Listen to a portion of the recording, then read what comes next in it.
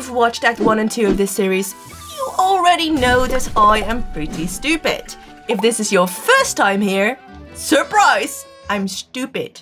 Turns out we actually had 32 achievements already, not 31, because someone, me, forgot to count non-invasive procedure, which should have been number 25.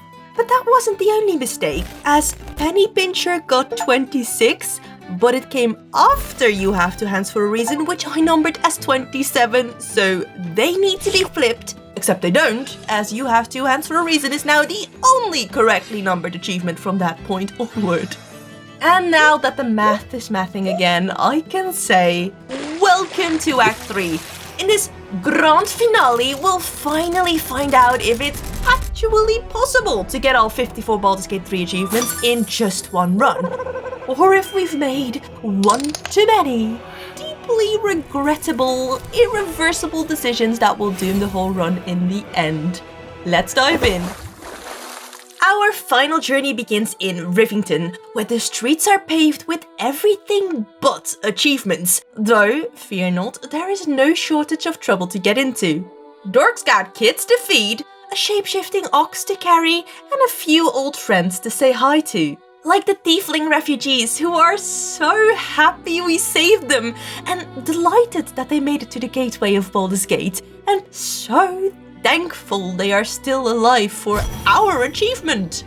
What a sad situation. Rivington also has earthquakes, possibly due to the brain, though I'd say it's more likely due to the rune pyromaniacs hidden in this basement. And our pal Barkus is not thrilled about the whole ordeal. Wulbran's got a grand plan to blow up the Steelwatch factory and take the Gondians with it, but Dork wasn't quite convinced. So he said no twice, but immediately reconsiders because maybe, just maybe, leaving the explosives with the group who intends to use them is not the smartest idea. So we took him. For safekeeping, obviously. Upon leaving the cellar, we bump into a smith who is way too interested in our slaying style. His name? Angle Iron? Angleron? Angle Orion? Oh, sweet sibling. The world has dulled you. Oh. Or maybe I poked your mind matter too sharply. So we are related to her. I could end it now. But I'll be patient. Father will see us together again. He will see you bleed. Father? Okay, Daddy Thanark has some serious explaining to do when we see him again. My gosh, the family trauma continues. Honey, you've got a big storm coming. We buy and read a Baldur's Mouth that, through a few wild headlines, leads us to investigate the Open Hand Temple murders, where Father Lorgan is no longer. And the Holy Fant leading the search deliberately decides to incriminate the refugees with no evidence. So, we've got a murder weapon to find. We pick up the key from his dead body, open his chest, and find out about the false bottom. It looks boring and suspiciously shallow. Is there a false bottom? The Book of Confessions led us into the cellar of the temple, where some conveniently hidden buttons opened the way to a cave beneath the temple that apparently nobody knew about.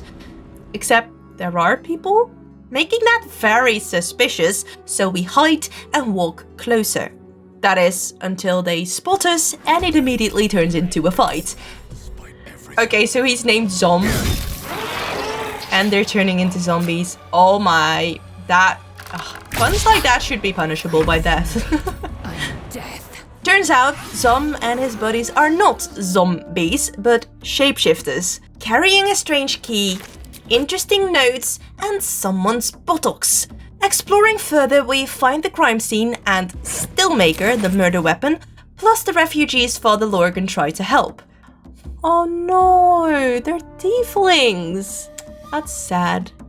Though, this one is named Malkul, so maybe it's for the best that he didn't live long enough to summon us a Balrog. But just in case we decide to leave. No drums in the deep for us. Thank you very much. We hop out the cave and get to a secluded area with a bunch of traps. And while we are careful at first, it doesn't take long for things to go boom. We survive. This guy doesn't. And then we round the corner where we see the ship with the cargo from Moonrise. With, once again, a really friendly, welcoming party. You picked the wrong side, cock. We team up with the local guild, bash in some thug skulls, and learn that the Stone Lord is a big deal. Dork and crew are also a big deal as they got interviewed by the journalist Lens, who gave us a clear view of what to do next. Because as Dork explained how he is more of an improviser than a planner, and Orin laughed in his face saying he's not embracing his butcher side, it was time to burn the whole place down just to get into Worm's Crossing. Was this a smooth idea? Absolutely not. I mean, come on, this is Dork we're talking about. Smooth isn't on the menu. Barely hanging on, now that's more like it. So, as we ready ourselves to step through the checkpoint, battle begins, part 2. Because 1 is never enough. Though, as you can see, Astarion is barely alive, Halsin's looking about the same, and Dork was packed a bit too heavily. Fortunately, our opponent is just one steward, so we hit him with a sneak attack, add a little slash or two, and that's that.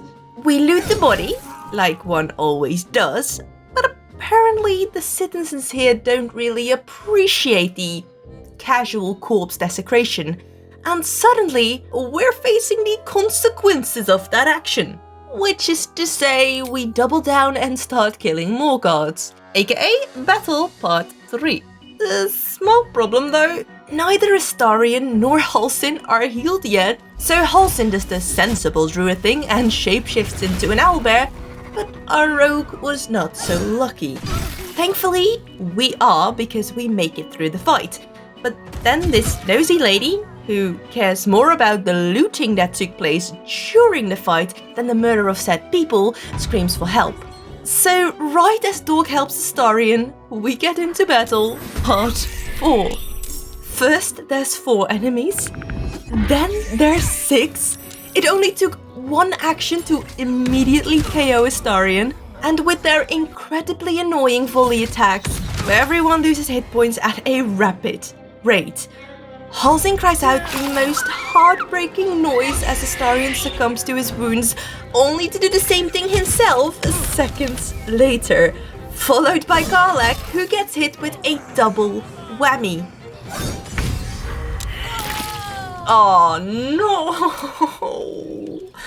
All my companions are dead. This is fucking great. So let's drink a potion of speed, because I don't want to reload for I forgot to save in between, okay? Dork turns invisible as he assassinates one of the final 3, and then climbs up the stairs to get ready to shank the archer. And nobody knows where he went. So for one glorious turn, the enemies are unable to get a hit in, a much needed break. Dork climbs down to slash this bastard and sprints over to the last guy to end his misery in the same turn. That ended surprisingly smooth. I really thought I had to reload there for a second, but someone really needs to stop me from using murder as the solution to problems that did not even exist. Mind you, I did not even try approaching the checkpoint patrol, I just saw a guard and had Astarion stab him, resulting in this slaughter fest. Ja, ich habe issues, many issues. Because with everyone revived and Mintara swapped in, we make the same mistake again. And if the ground wasn't stained enough already, well, I said what I said. We butchered them all and painted the town red. But it seems someone beat us to being the first to do that, as when we unlock the attic of Frego's flophouse with the key we acquired from Zom Bay, we find red splatters, a corpse, and a list of targets. someone's been busy. Like our Harper, who we bring along to Dantalon's dancing acts, the Harper Safe House, where a covert meeting is taking place in yet another cellar under Saloon's tears? Wink wink. Jaheira picks up on the code word and subtly drops Marcus in for Dork to do the math as well.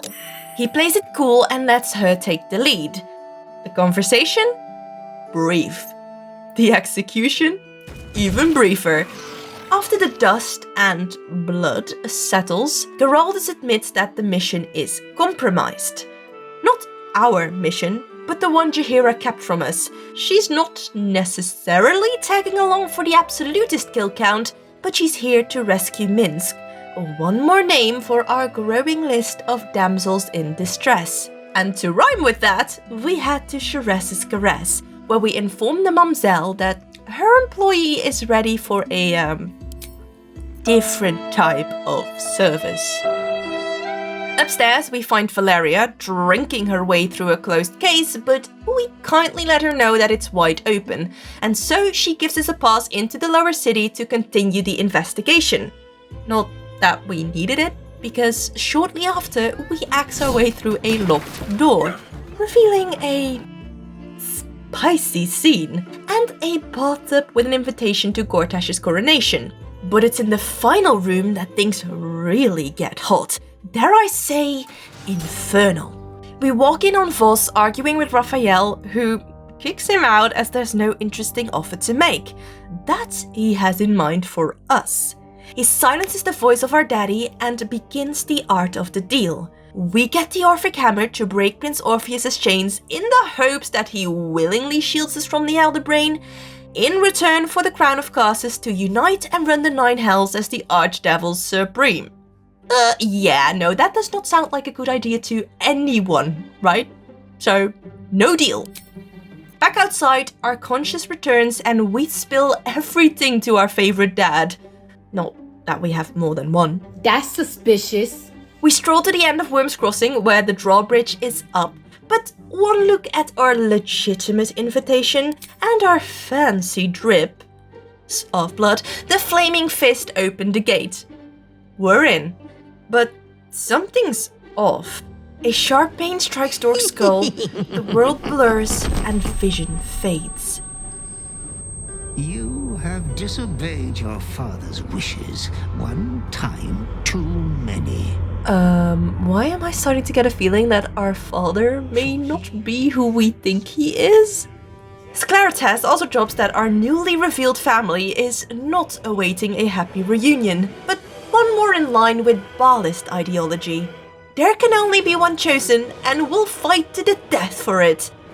The vision snaps away, and finally the memories flood in. The blood spilled, the urges, the joy of killing, and the daddy dilemma deepens. All is as you feared. You are a spawn of Baal.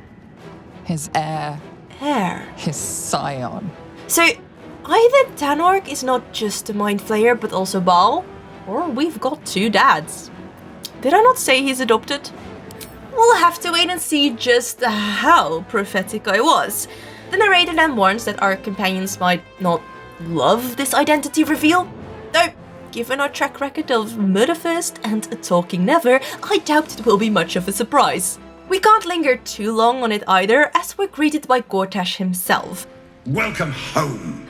On our way to his coronation, Mizora reappears and is a little too pushy about bringing Will along for the ride. So we don't.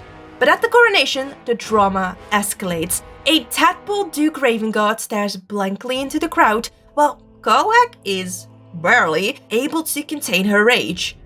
Gortash swaggers over, very swag, and drops a metaphorical bomb. Not only were he and Dork besties once, making him want to team up in order to slay Orin, grab her stone, and rule together. And a detect dot shows that he's not even lying about it, but he also shares that there's an imposter among us. Given the room is rather crowded with Steel Watchers, and it's a nice deal to not have them on our asses all the time, Dork does the sensible thing and agrees. The coronation begins, Gortash ascends to Archduke, and we speak to Mizora once more afterwards. She's all smug and cryptic, claiming that Duke Ravengard's been moved somewhere dangerous. And while she swears that he's already as good as dead and won't spill any more information, she promises to meet us at camp with Will.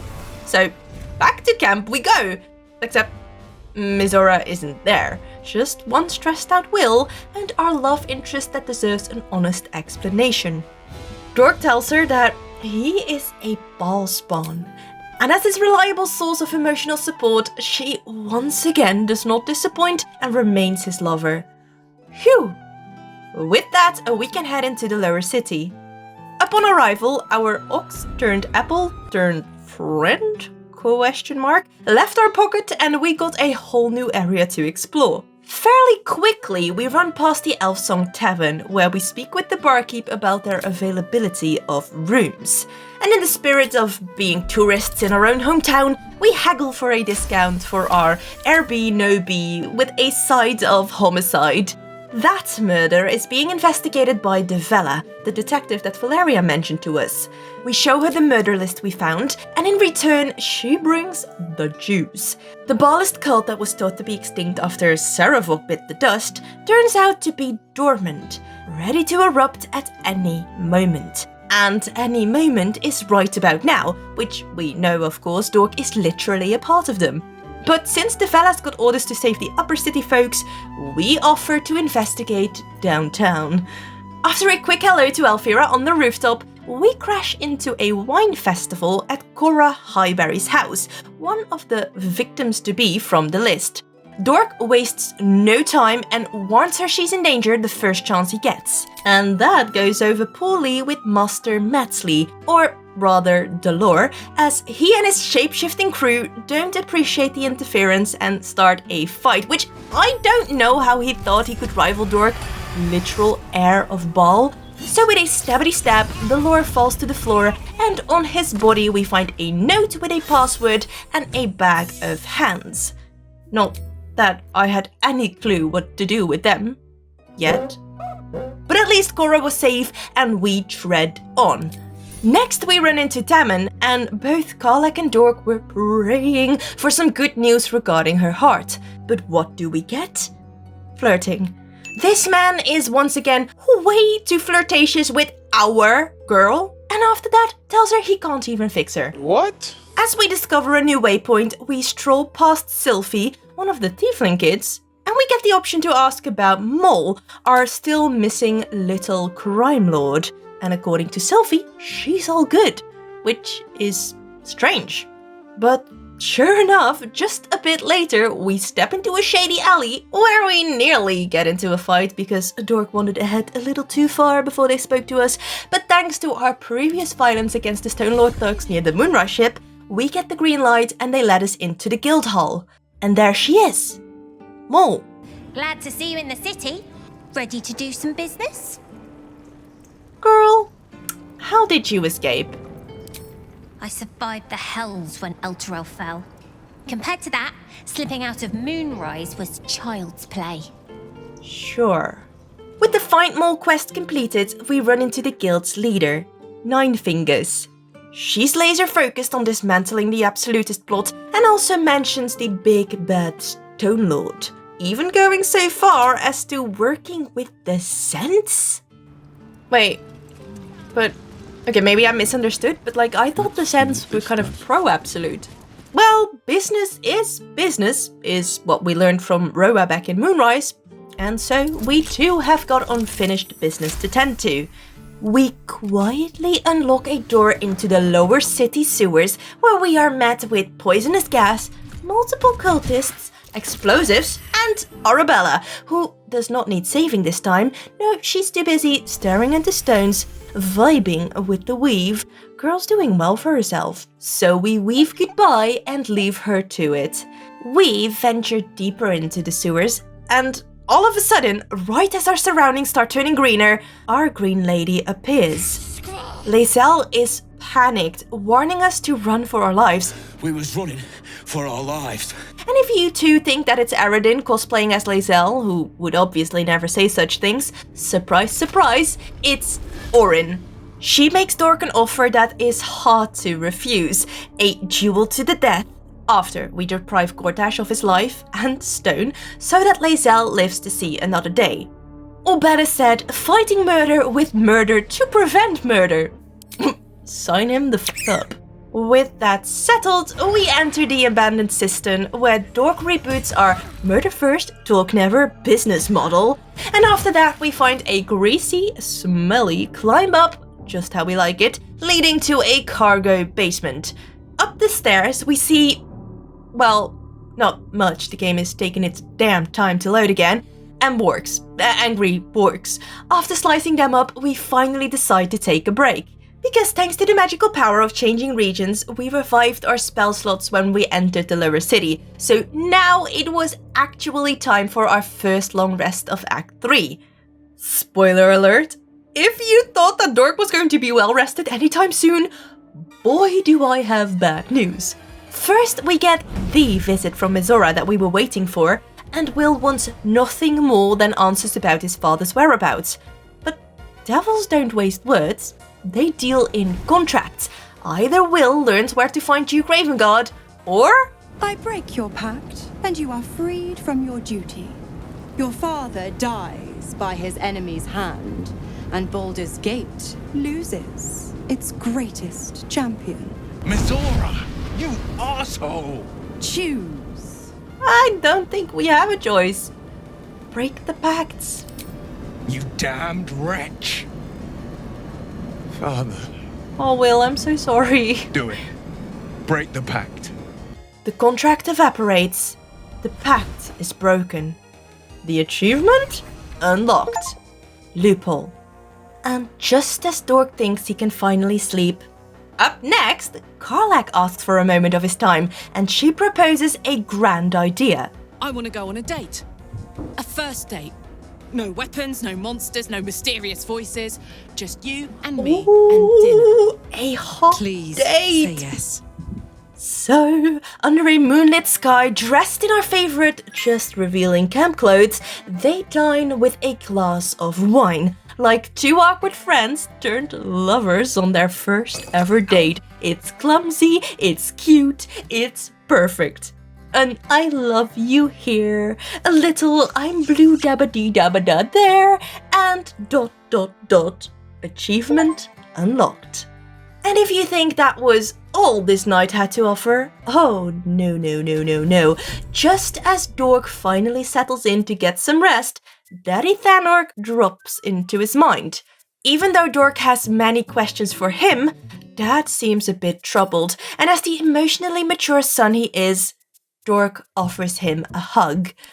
Except he refuses, and then has the audacity to think that we are close enough now to justify asking to shove a big illiterate worm up our ass once again. Wait, no, that's not okay. He's still our dad. That's not okay. Stop. Stop it. To cleanse our palate after a long, sleepless night, we go chase the Stone Lord inside of the counting house, who is apparently prancing around in their vaults. To get there, we'll need a vault pass, but we don't even come close to the amount needed to open an account.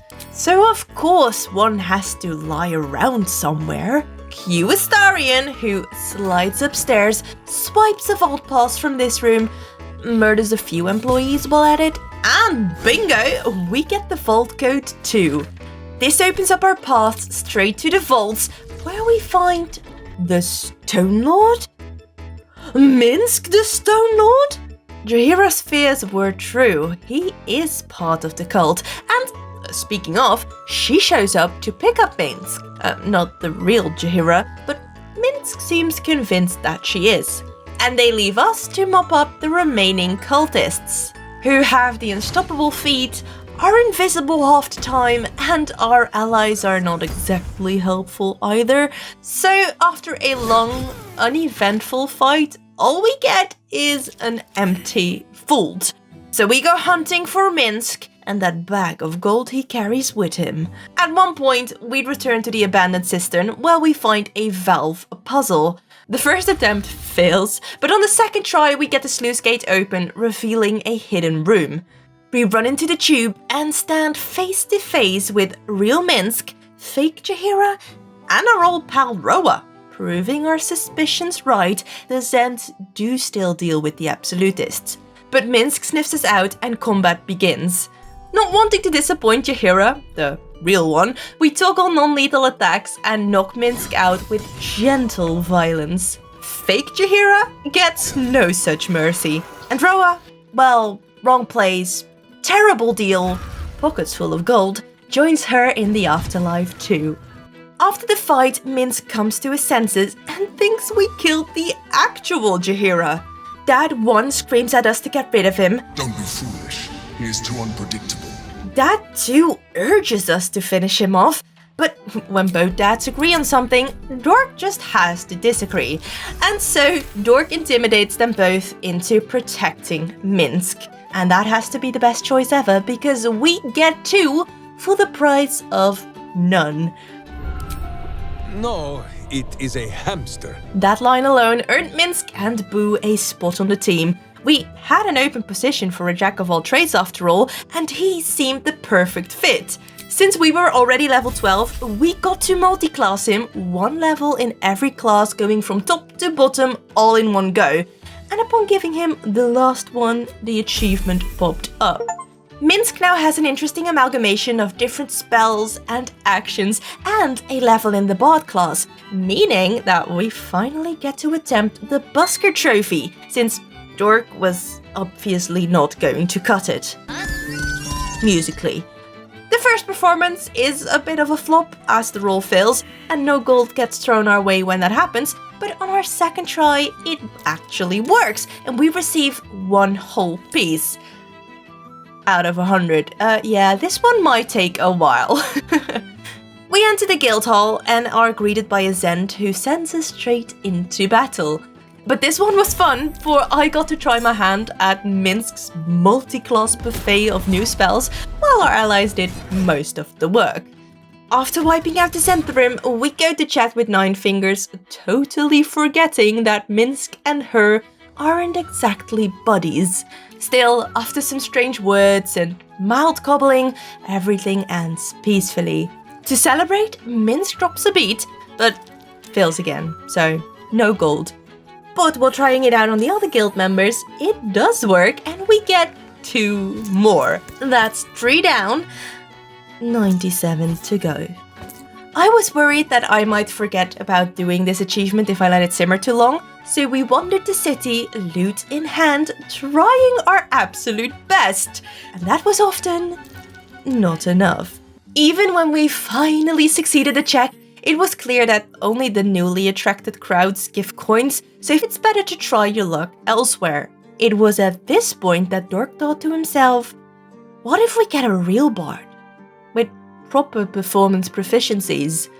We go to camp, speak to Withers, who's been waiting all game for this moment, fork over 100 gold and hire our first hireling, Brenna Brightsong.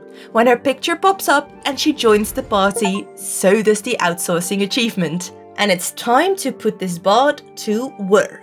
She picks up the lute, strums a few chords, and turns out to be a 3-hit wonder, succeeding every roll.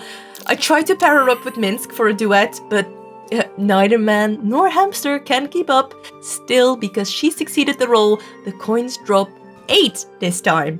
We then wander around, scouting for a new location, switching instruments along the way, but then...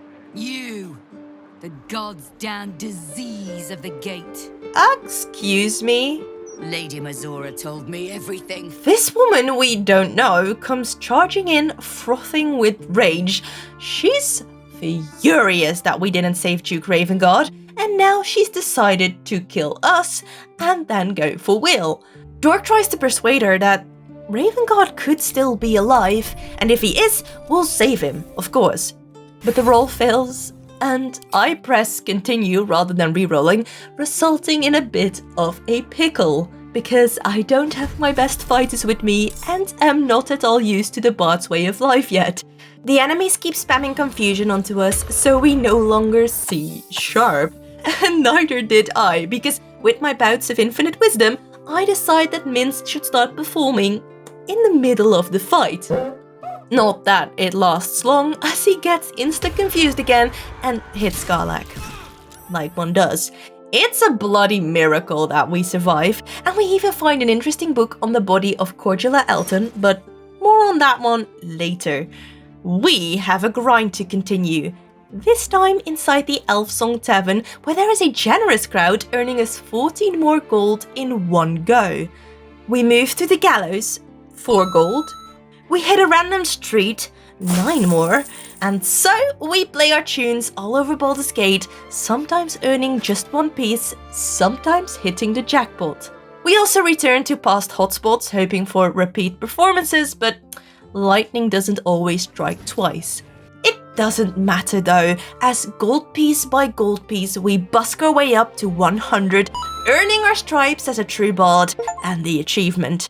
While strolling through the central plaza, we spot a familiar face, Aradin. And true to form, he's whining about the night song again. When Dork then tells him that we are not going to turn our muscle mommy in and that she'll snap anyone in half that dares to try, he sees potential.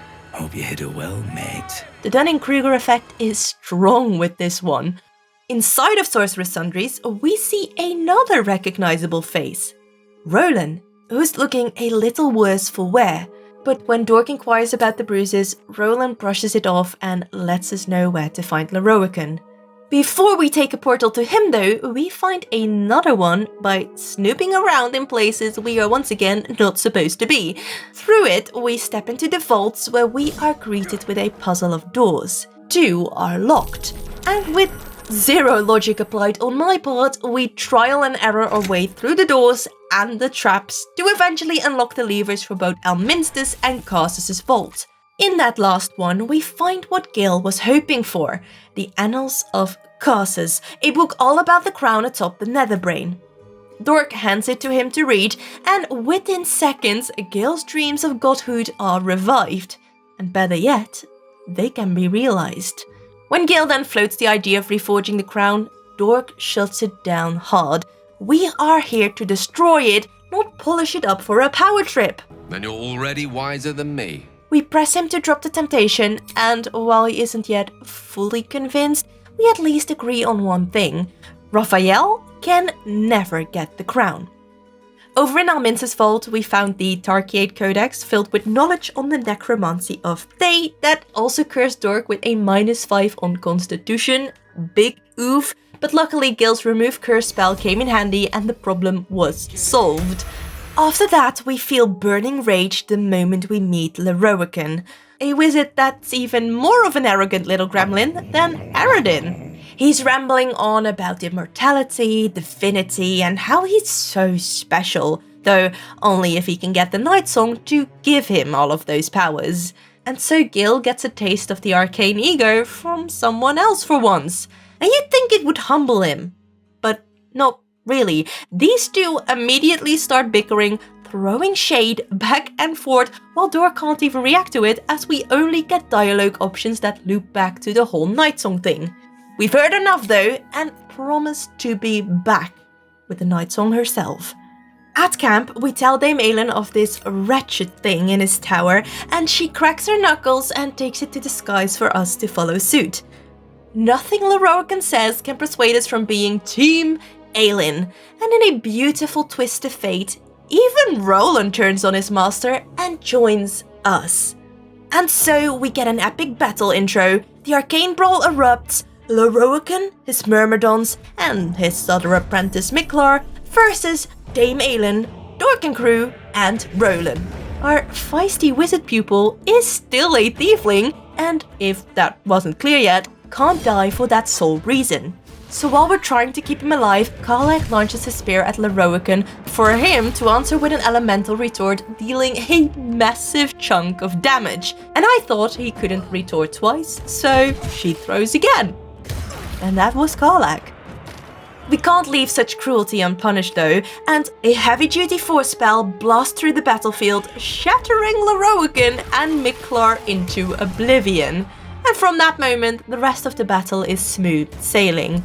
Roland takes a couple of hits from the Earth Myrmidon, but nothing too severe, and when all enemies are down, Lorroakan receives the Catholic treatment. Though, rather than DDRing him, Ailyn breakdances him straight over her knees with a move that's still better than most of Australia's entry in the Olympics.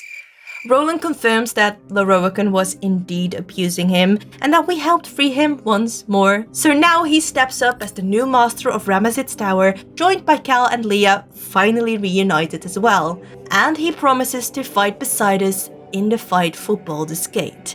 As for Ailyn, she's victorious, but hollow, as if revenge ripped away a part of her that may never return.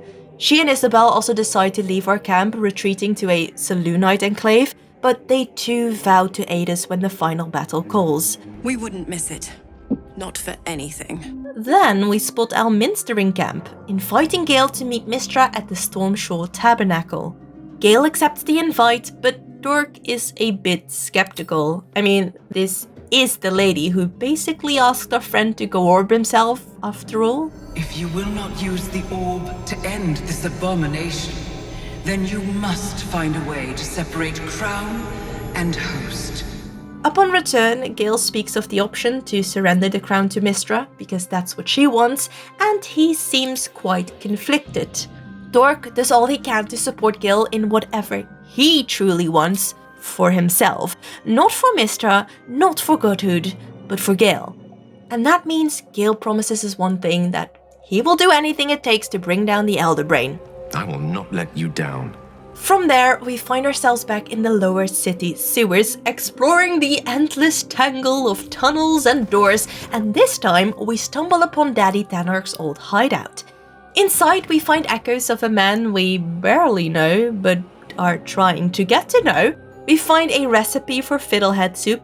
He apparently loved that. A warning about gifts, a dog collar for he owned one rascal, some keepsakes, and a wardrobe filled with disguises. Wait, what was that about the kids? As we open the way to the Knights of the Shield hideout, we walk into a Gith Yankee infestation, and they want the prism for their queen. So we decide to give them a warm welcome with steel. Combat breaks out and they start throwing hold person like no tomorrow, and with a slight reminiscence of our happy accident in Moonrise Towers, for each gift we slay, another appears, thanks to those portals. It takes a while before the Gate Masters fall, but once they finally do, the fight shifts in our favor and we win. After that, it's time for another long rest to recharge. This night, we get to see Jaheira and Minsk reunite in the most Jaheira and Minsk way possible. And try as you might, I know you have not missed my point as neatly as you pretend. And with that resolved, Dork lies down exhausted. But sleep offers no peace. Because we visited Daddy Tanark's old hideout, this night we wake up in the middle of a nightmare. NANI? It starts out perfectly normal. Dad's talking about how he doesn't feel like he needs to hide from Dork anymore, in any way, shape, or form. Man is half naked after all. And Dork calls him out for keeping all those secrets. Few would trust a mind flayer. So I did what I had to convince you. Oh, but we're family. Your motivations, your actions, your desires. I deduced the best way to align your goals with my own. And what did you learn? That you are complex. What I didn't anticipate was how much I would enjoy your company, your mind. This has a weird undertone to it. Don't get me wrong, I knew about the mind-blown achievement, but because we'd built this father figure and I kept referring to him as Daddy Tanark consistently, 1 + 1 did not equal 2 in my head until right about now. This might be our last chance to explore the possibility of Oh, hell no, this is mind blown. Is that something I don't want that. But I The back of your have mind to. whirls with a rush of feeling, the Emperor's feeling. This is disgusting. Arousal.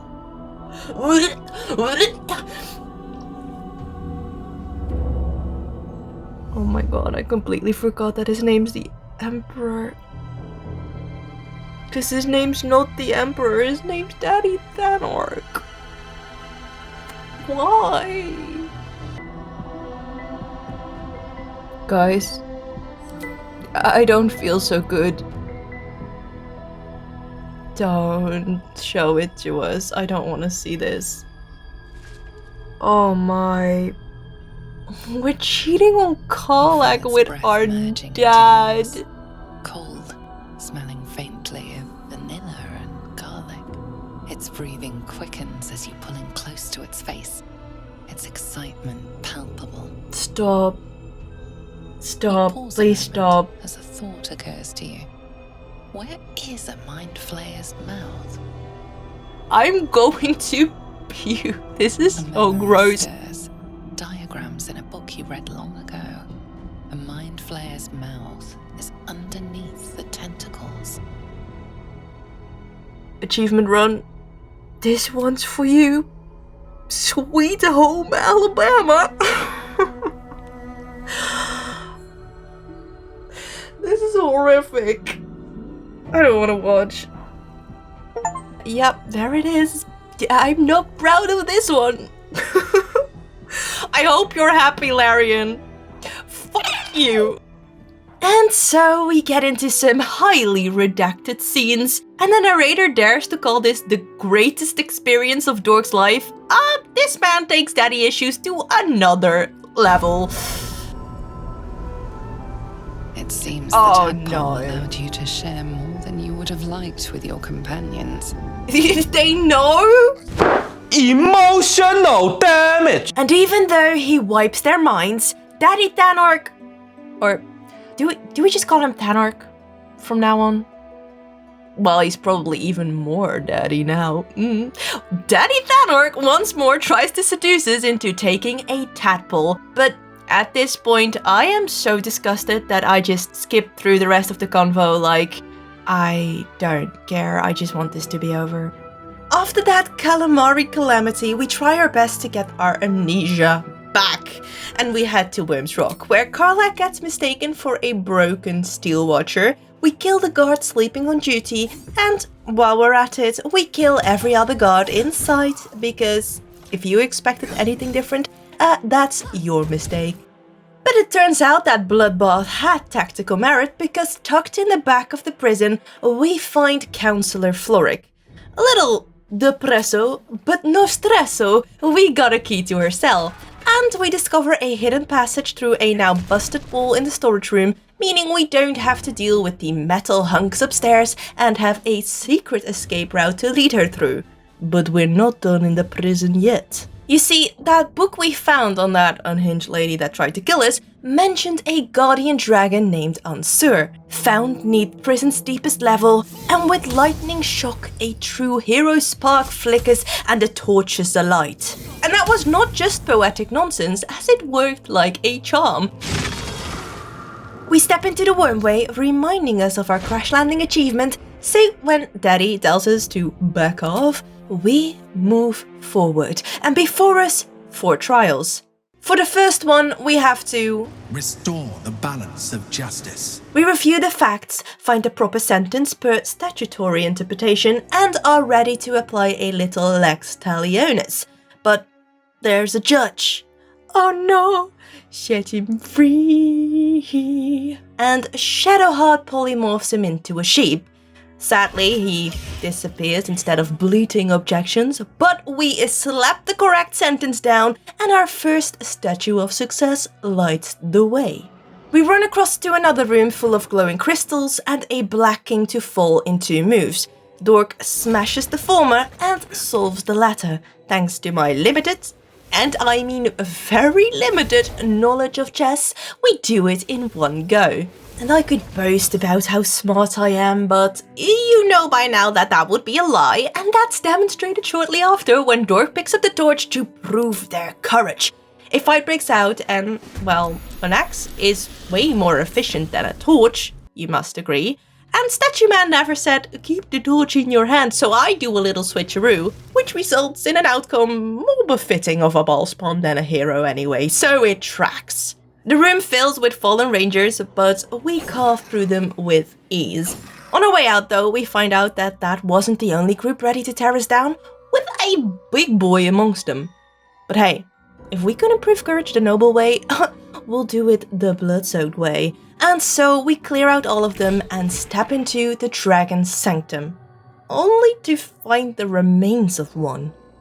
Completely oblivious, Dork tries to loot the carcass, but rather than loot, we get possessed as Ansur's spirit rushes into his veins and things turn sour. Brack, my words aren't meant for you. They're meant for him. For Will? The Emperor stirs in the astral prison. Oh. Then in you. Calm. Curious. And detached. Okay, what's Dad done now?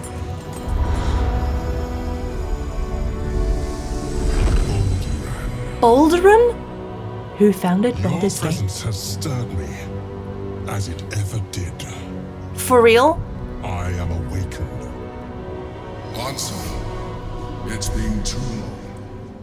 So while we already went through the deception of our daddy Thanork not being an orc but a mind flayer, Dork now also learns that he nibbled on the tentacles of Mother Flippin' Balduran. And he killed his best friend Ansur in a pretty tragic tale. Worst of all, we now have to clean up after his mess. If that isn't generational trauma, I don't know what is.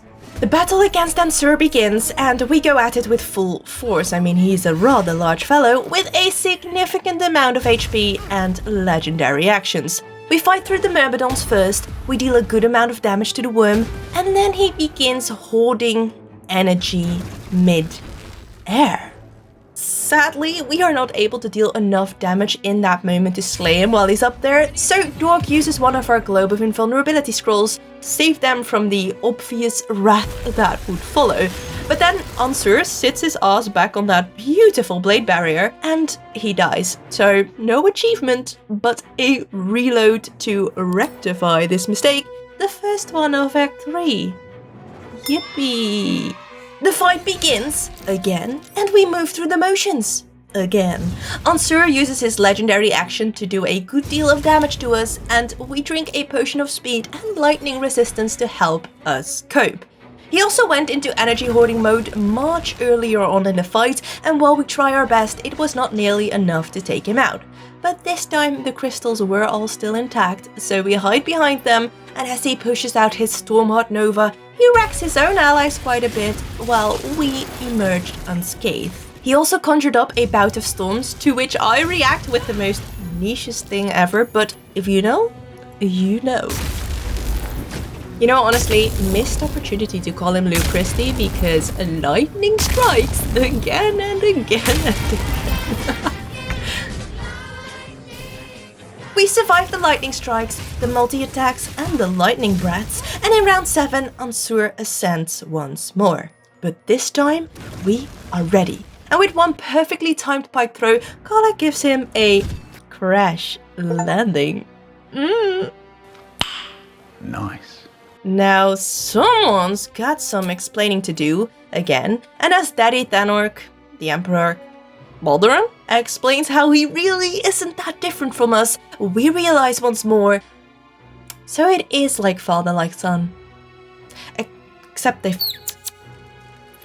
Oh my god, I hate that. I hate that. That did not happen. But it did. It did happen. It actually... Oh my god. Given everything we've endured regarding our dream daddy mind flayer trauma, it's actually kind of reasonable that Dork starts wondering if maybe, just maybe, he should lean into the legacy of his other father a bit. So here we are, standing inside Candle Hallow's tombstones, thanks to the items that we pulled off Dolores' body. In the back office sits a button tucked behind a painting, and upon using it, a hidden door appears. Dork leans in and whispers the password from the note, Sicarius, and sure enough, we find ourselves in a Ballast crypt. That which guards halts at the door and recognizes the bag of hands in her inventory as he grants us entry into the Dread Lord's Tribunal, where we can become unholy assassins of Baal. Seated at the center of it all is Sarevok Anchev, the former Baal spawn meant to become his chosen. And he can fill in a lot of the gaps that Dork still had in his memories. Apparently, he was Baal's favorite child, coming from the most pure origins compared to any of the others, and Dork lived up to that. You were murder. Pure murder. And I'd say, still does. Kill again! Even though Dork was Baal's golden child, or crimson child more likely, he was usurped by Sarevok's granddaughter. He urges Dork to kill Orin to teach her a much-needed lesson.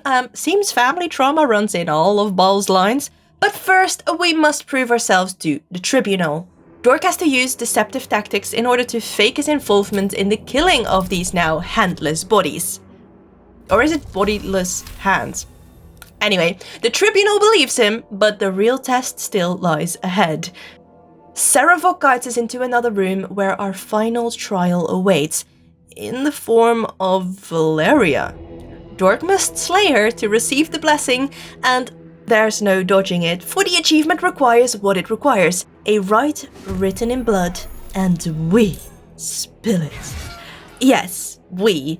The entire group helped in the killing, even though not everyone was approving of that choice.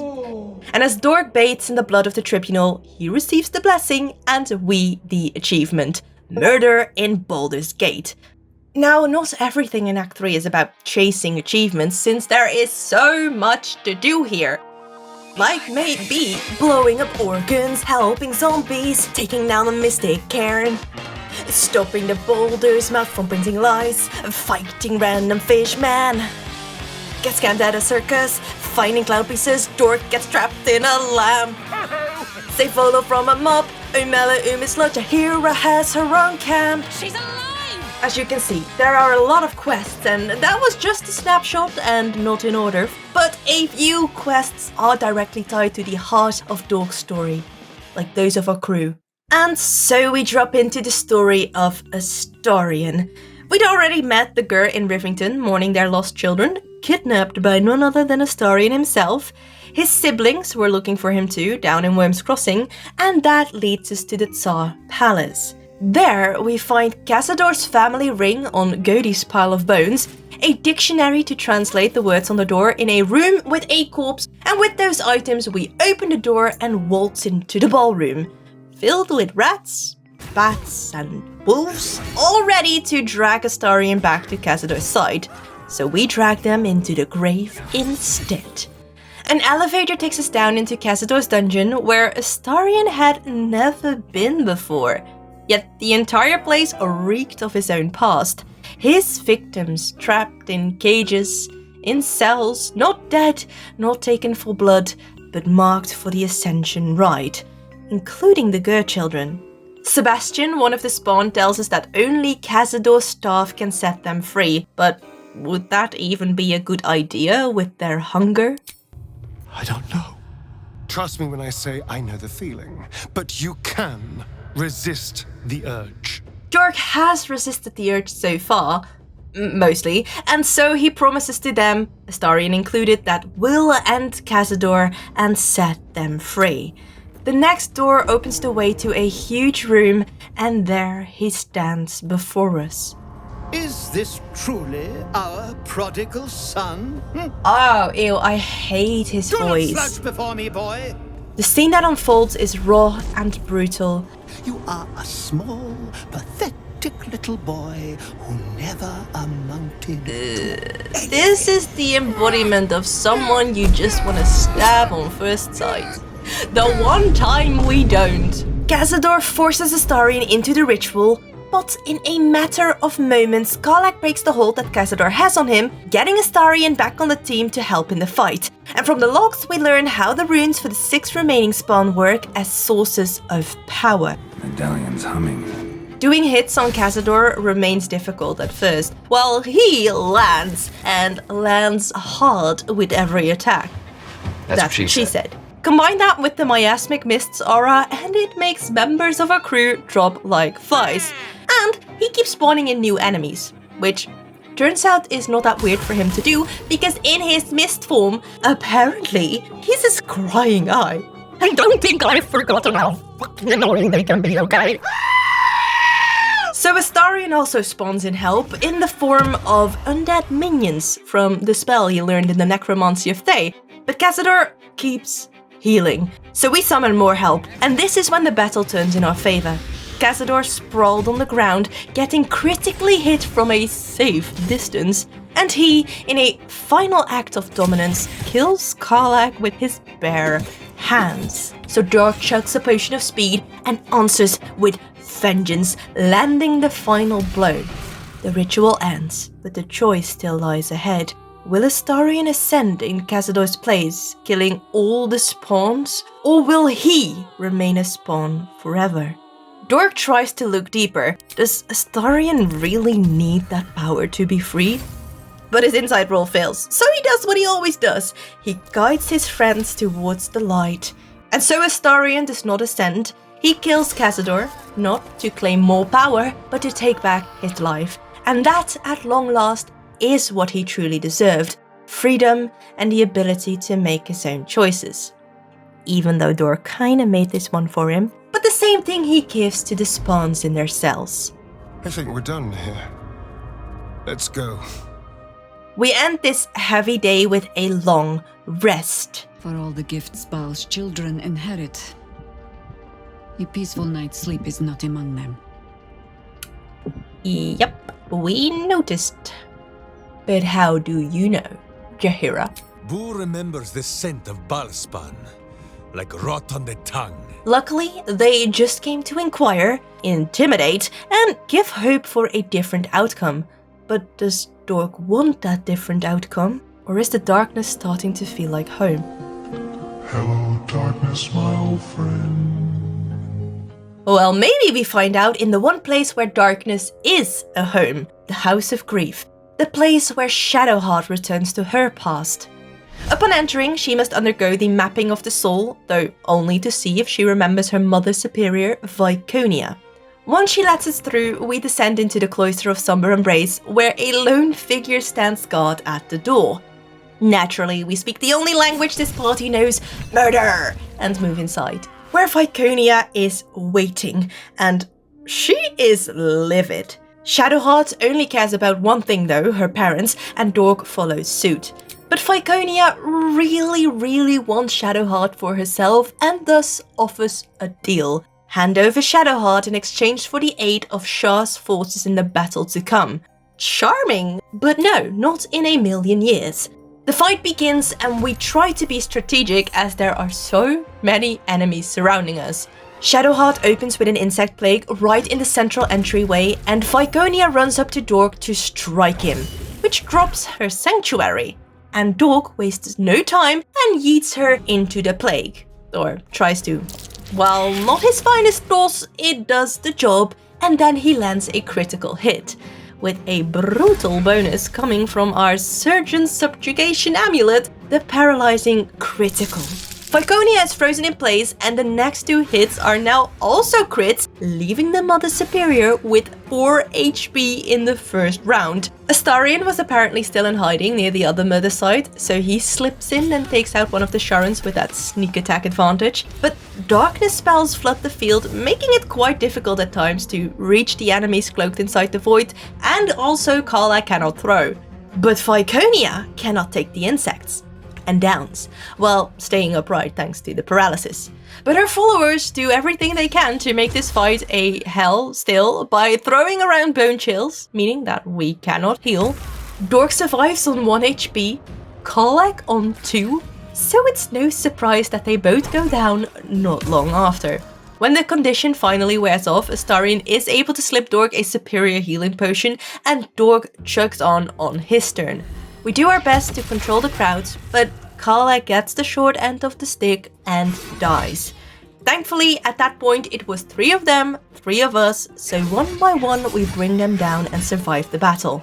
Viconia is still breathing at this point, and Shadowheart walks up to her to demand answers.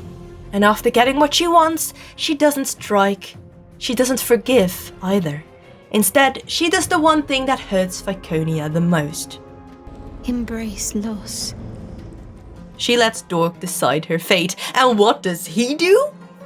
He lets her walk away.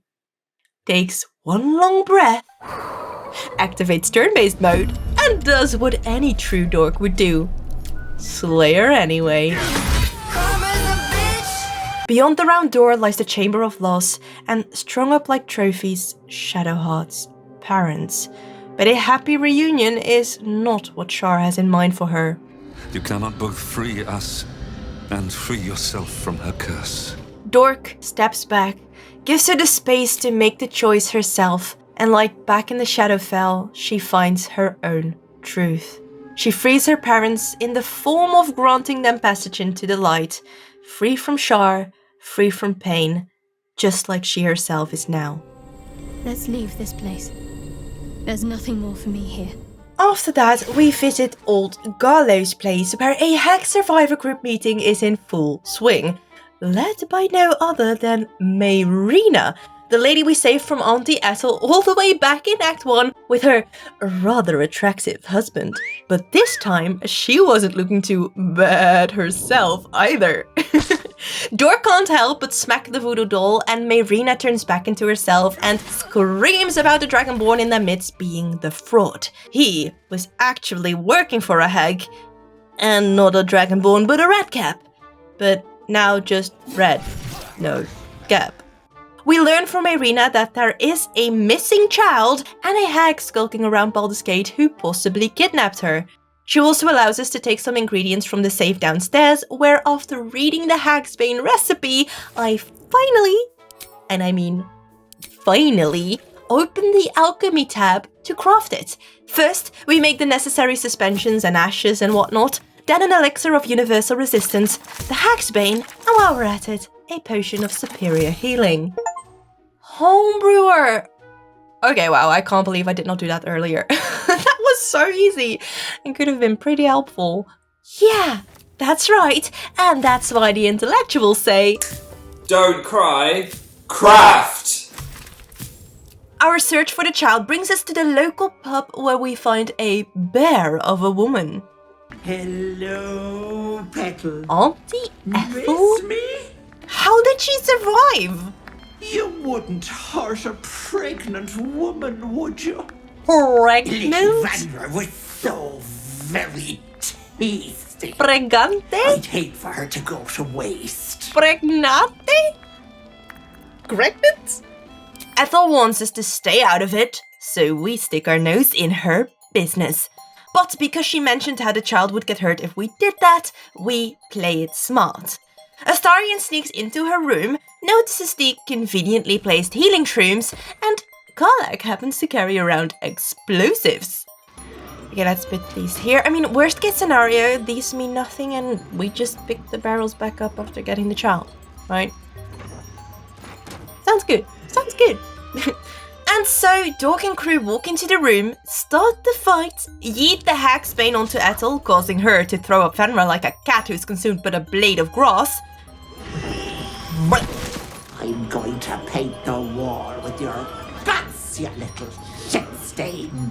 Well, we light up the room and paint the walls with Pearl's poor bell guts instead. And skew Ethel onto her blade, killing her once and for all, while the kid runs off happily. Mommy! Or something like that. Excellent work, guys! That brings us to another well-earned long rest after an eventful day. But as you know by now, he got no rest.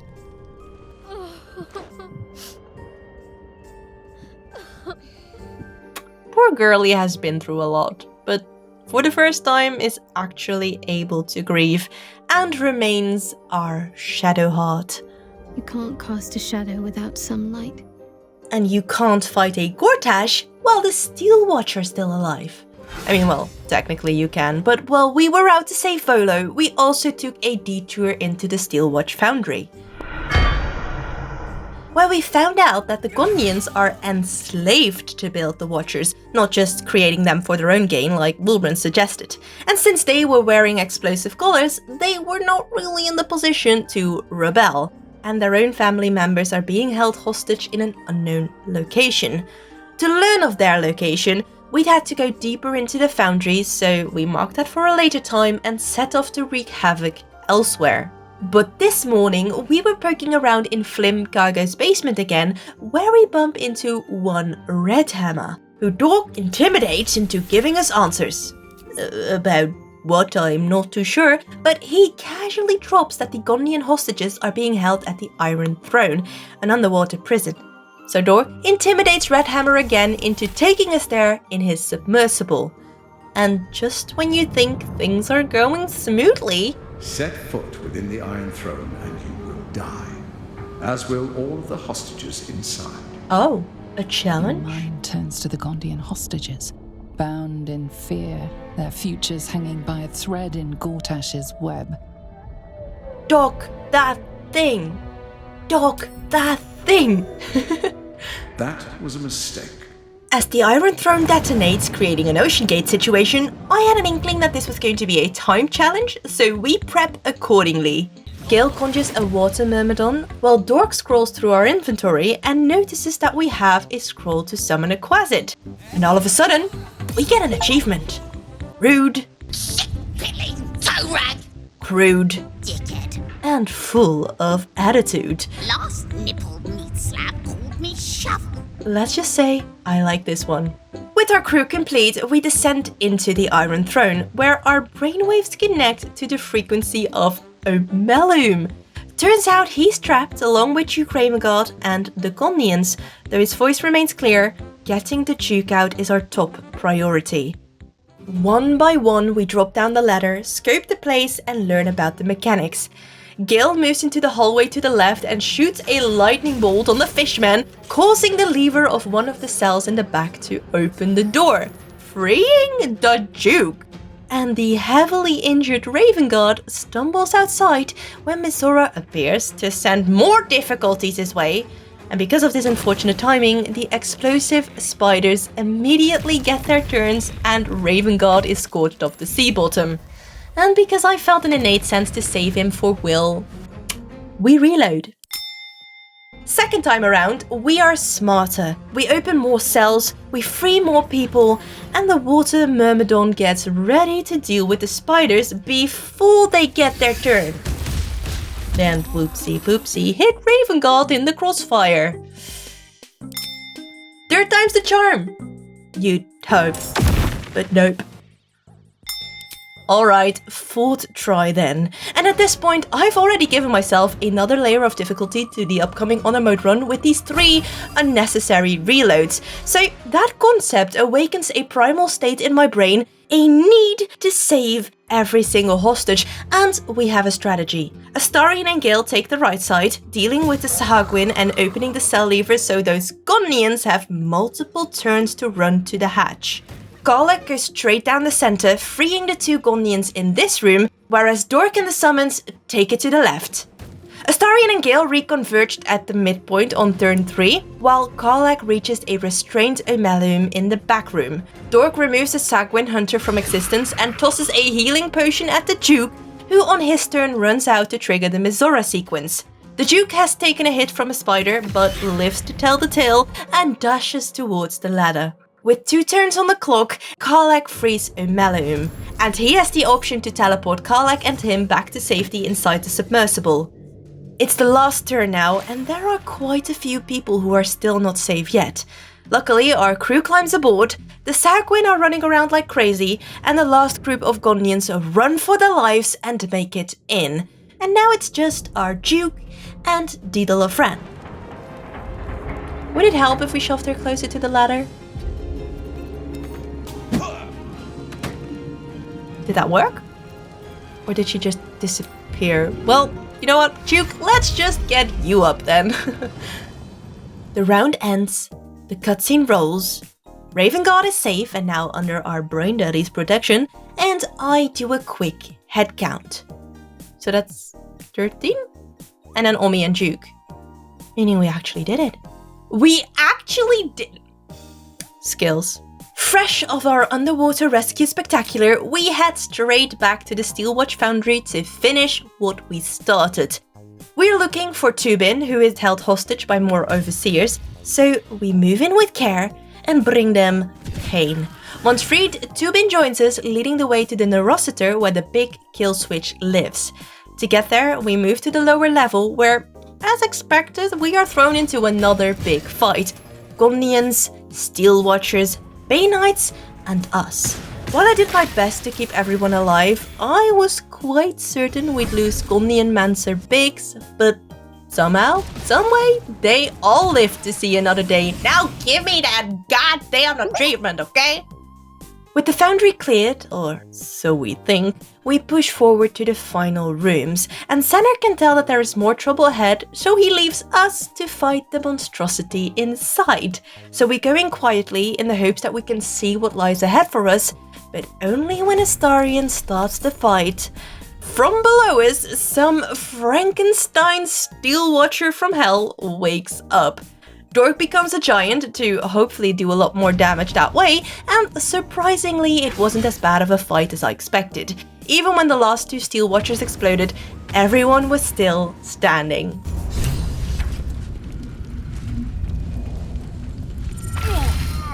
Oh, come on, Gale. Classic. But other than that, we were all good, and Tubin ran in to do what he promised to do and made the whole place go. Enter Wilbrun, arriving on cue to clap and gloat now that the Steelwatch is scrap metal. But instead of celebrating, he starts ranting about how the Gondians are traitors who deserve no mercy, even though they were, literally enslaved.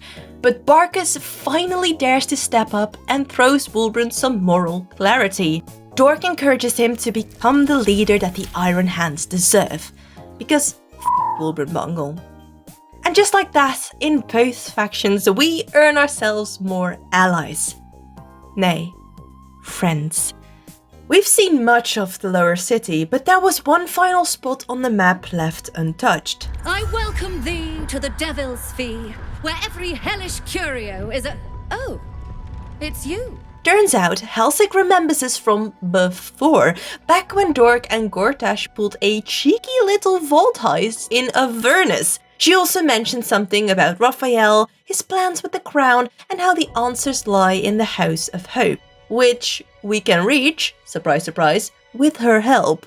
Except her help comes with a price tag, a rather large one, and our funds are not that large. What is large, however, is Dork's and so we head upstairs to see if we can forge our own path to entry. Can we lockpick the door? Yes, we can. Nice. I guess you could say we got a little warm-up before we visit the hells. After looting every chest and bookshelf, we still cannot find the correlation between the items we found and the ritual circle. So Astarion goes downstairs and pickpockets her grimoire. A good thing, because who would have thought that a random pot of incense was necessary? Not me, not Dork, though I guess that doesn't say much about one's capabilities. We finish the ritual and get a warning from Dad, step through the portal because when has Dad ever stopped us, and arrive at the House of Hope. And wouldn't you know it, Hope is here. Literally. A dwarven lady named Hope greets us and tells us about the Orphic Hammer, offers us a disguise, and pleads for a rescue.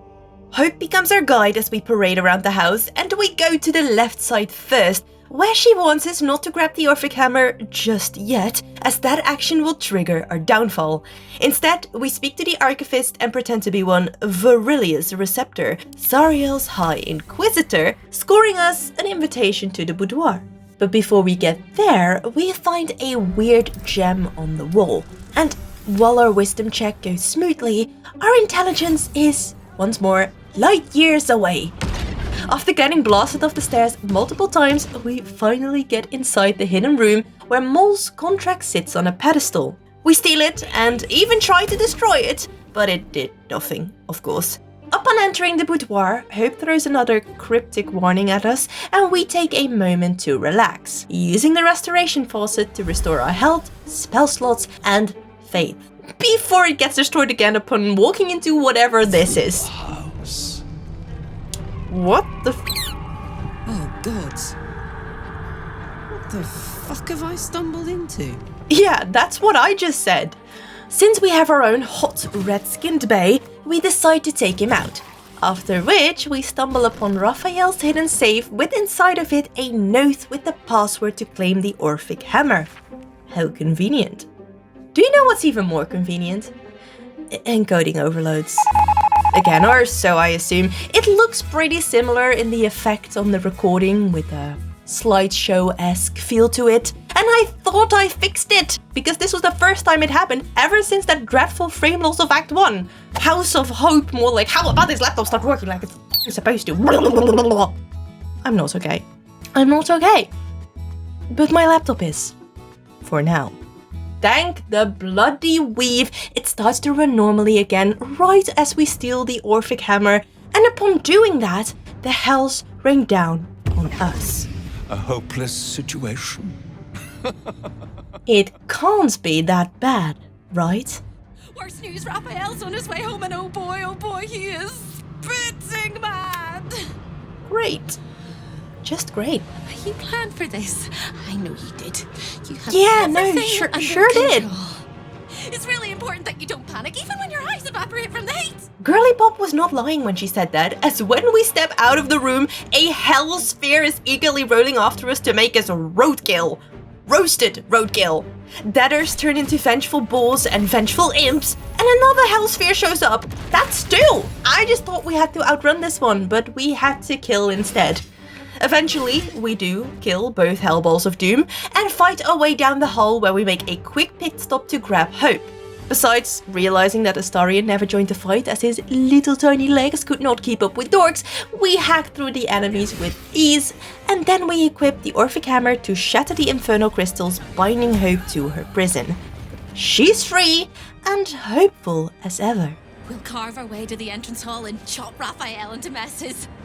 That's the hopeful version, of course. The likely version is that we are the messes and he is the chopper. Well, that about sums it up. Chop chop, to the entrance hall we go. After spawning several summons and taking a bath, we approach with caution, leaving Astarion behind for a big brain move, but you must gather your party before you leave, so that plan falls through. And then they arrive. Raphael with his smug face, Gorilla, and Yurgir? He's alive too. What in the heck's healing mushrooms is this? The dead really do not stay dead in this game. But do we complain? No, because that's twice the XP. And so it begins.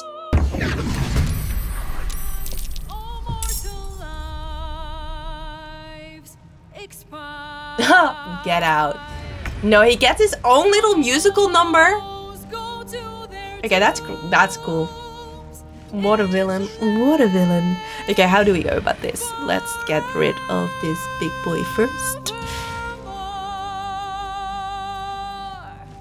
Hell has its laws. Is that Raphael himself? He sings in his own fight song. That's crazy. Crazy. Gale casts a globe of invulnerability, which proves genius, as Raphael's attacks slam onto us, but only hurt the floor. But also not so genius, because the globe works for all, so the Cambions can't hit us, and we also can't hit back unless we yeet them out first. Eventually, we clear out most of them, obliterate one of the soul pillars, and conjure a new globe of invulnerability. That lasts less than one round, as Gale does what Gale does best. My turn. Gale, you can't be serious! My dude! Thankfully, Raphael chooses to ascend, instead of unleashing hell this turn. Dork uses the moment to charge towards him and hack into Raphael like a madman, and he follows this unhinged business up with a good old-fashioned shove, causing him to fall on his ass too. Aren't they all just stupid family? Maybe not by blood, but sure as hell by that raw talent for up when it matters most. That must also be why Astarion always disagrees with the Horde, because he actually clutches when it matters most. For when our actions are drained, and Raphael has just enough to throw his wrath our way, he just walks off, triggering an opportunity attack from Astarion, and he's done for, leaving us with 2 bulls, and we're done too. Hope is free and remains at the house. Who would ever want to think of hell without hope? And while we triumphantly return, Dad is not impressed. He's not just mad, but also disappointed. But the emotional gut punch doesn't stop there. Karlach's heart, that was doing just fine in the Hells, starts to falter again. Meaning we head back to Worm's Rock to make a certain someone pay for what he did to her. As we make our way over the bridge, the flaming fists stationed inside aggro the moment they spot us. So it was time to shove those fists where the light does not shine. And let me tell you, there are quite a few of them here, meaning that by the time we've mopped the floor with all of them, we had little to no spell slots left. So to camp we go. Will finally reunite with his father, who, after sharing memories through the tadpole connection, finally understands and sees the truth about his son. And in turn, Will makes his choice. Not a juke, but the blade of Avernus. And then, for the first time in this entire run, no dreams, no intrusions, just sleep. Enjoy it while it lasts. Fully rested and thirsting for blood, we return to the Rock and walk right into the audience hall where Gortash's coronation had taken place. And that's when things go awry. Amazing. A booby trap? They activated instantly when we stepped through the door, the icons popping up in the enemy lineup, meaning we're doomed to get fancy footwork. Should I have reset straight away? Probably. Did I? Absolutely not, because I had no idea that these were the traps in question. First playthrough, remember? So we get our ass kicked as the enemies turn their crew into their puppets, causing severe damage to everybody. With Astarion and Karlach dead, my laptop on the verge of dying, together with Gil and Dork, it was a miracle that the fight ended, and we won. We revive, we heal, and we head upstairs to find Gortash in his office. The first room is filled with traps similar to the ones from the previous fight, but now that we could get up close and personal, we're learning a great deal. Like how they can be deactivated or destroyed with lightning damage before combat even begins. Testing that theory inside Gortash's area caused the fight to begin, but the traps do not activate instantly as our party wasn't close enough to those to trigger them. Obviously, after killing Gortash, there was no achievement, but still we learned a lot. Even that there's a side route that leads behind the back of the audience hall, meaning we can skip that fight and walk to his office in a smarter way with less traps. So one more time from the top, or bottom, or middle. We now have to walk and climb and jump and climb some more, all the way around to the other side of Worm's Rock, where we find the locked door that leads to our previously discovered route up to Gortash's office. Astarion uses his lockpicking skills and we sneak up to the left door, only to realize it was the right door. There we use the crates to climb a little higher, making the jump up to the platform viable for all members of our team, and we crawl up the ladder. We do go around this time to disable all the stun traps, as Dork walked into one in our previous attempt. Astarion cracks open the side entrance and then disables the incineration casters beside the main door. Gale comes in to zap the inaccessible grenade impellers in the corners of the room and the 3 force curtains with a witch bolt, and uses his shocking grasp to take out the incineration casters on both sides of the archway and inside of Gortash's room. Astarion, Karlach and Dork station themselves outside, while Gil moves in to trigger the fight from a safe distance. That way, the fight begins and none of the remaining traps activate. However, this also means that Gil must now take all the hits. So Karlach rushes in to support him before he dies, but mid-throw, Gortash spots her, and her thrown bike immediately falls onto her own head, dealing quite a bit of damage. But so far, so good. No traps triggered, no deaths. Oh, nope, that was Gil. At one point, we used smoke powder barrels to blow Gortash's goons that were dominating our crew to bits, and it works so well, even the bell starts tolling. Gortash uses his turn to summon the Black Hand of Bane and enlarges himself like he's compensating for something. But no amount of divine theatrics can save him, and with a back shot from Astarion, he's out. And this time, we get the fancy achievement. Bane's fist slams down beside Gortash's lifeless body, and it's over. Karlach stands there looking down at the man who shattered her life. Retribution. But instead of satisfaction, all she feels is the hollow echo of revenge. I killed the bastard who ruined my life, and my prize is that I get to crawl into a corner and die. Her voice breaks, and so do we. It isn't fair. I don't want it like this. Why can't we save her?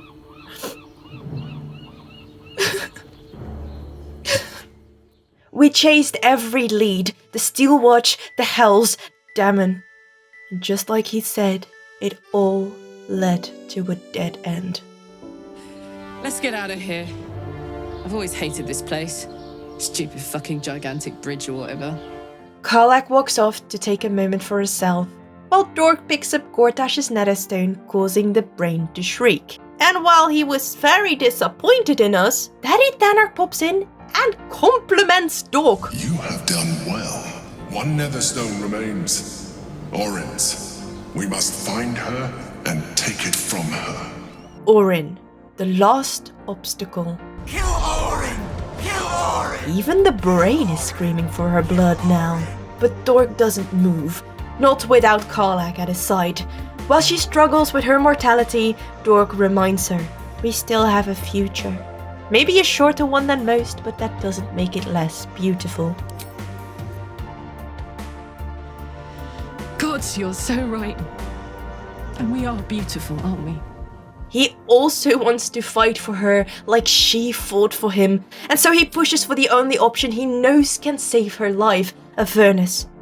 But she's made a choice, and so Dork readies himself to face his own trauma. We find ourselves at the big stone door in the Undercity ruins with our amulet of Baal that we got from Saravok after becoming an unholy assassin. Walk in blood. And that we do. Welcome to Manslaughter Chasm. With a name like that, we feel right at home, and so we run in. Even a failed perception check does not slow us down, so the game does. Suddenly, Dork is teleported back, and a fight begins. A ritual. And we are the targets. If we don't stop the Farslayer before the chant finishes, we die. Or we could walk far away, but our crew decides to live up to the name of the area. Gil and Karlach misty step into range of the chanter, stripping away a few of his unstoppables, while Dork and Astarion take out some of the other enemies. But more emerge from the shadows, and the Farslayer relocates to a new location. So, more misty steps and magic missiles, and Dork now also runs into range to attack him, using his action surge in order to finish him off. The ritual ends, and in a cloud of smoke, turn after turn, our enemies disappear. We did it. We continue to explore and find a door leading to another dark area. We walk down the winding road and pass by many grim displays, including these busts of doom, or chests of wisdom, whatever floats your boat, really. At the end, another closed door awaits, and so does Claritas. Our faithful butler swings the doors open, revealing the Temple of Baal. Home. And in our home, is that Lae'zel? She was kidnapped all that time. Oh, poor Chica. Orin kept her word and did not slice Lae'zel in half, just yet. But as the mood switches, Dork triggers her into leaving Lae'zel alone. A quick little flashback follows, courtesy of Orin, who lays bare the truth behind Dork's amnesia. How you screamed as my knife slit your skull. What the? Your brain juices. That helmet looks ridiculous. And sweet. But funny looking or not, Bar demands a Jew. And jewel we shall. While Dork received the unholy assassin's blessing, Orin was blessed with her badass slayer form. Pretty hot, too. But as the fight begins, something is off, for I see 0 chanting cultists, which, since we are chasing Orin's related achievement, is a problem. A bit of research later, and I figure out it's a Dork urge issue, but there are workarounds, so we reload. Karlach sneaks ahead alone and fires directly at Orin. The fight starts, but this time with 6 chanting cultists, 12 unstoppables for Orin, and no Slayer form yet. Now we're playing to win. The other companions sneak in and Gale unleashes a level 5 magic missile spell, shooting a dart to eat away the unstoppables. The summoned Myrmidon takes another. Dork showers everyone in a potion of speed so that Karlach can dive back in, ripping through the final 3. And now we can peel the blood from her veins as Dork slices into his sister, her flaying of him now mirrored. While reveling in that idea, Astarion steps forward, and just as Dork pushed Cazador to his death, Astarion delivers the final blow to Orin, earning us first blood. But the fight isn't done yet. The other cultists still stand, cloaked in Sanctuary, meaning we can't target them directly. So we throw acid near their feet and shoot sunlight in their eyes. But once they attack and lose their protection, we transfuse their blood to Baal's inner sanctum as well. In her final moments, Orin claws her way towards Dork, her blood staining the floor as nothing but her stone, knife and axial skeleton remain. But then... He is near. He comes for you. What?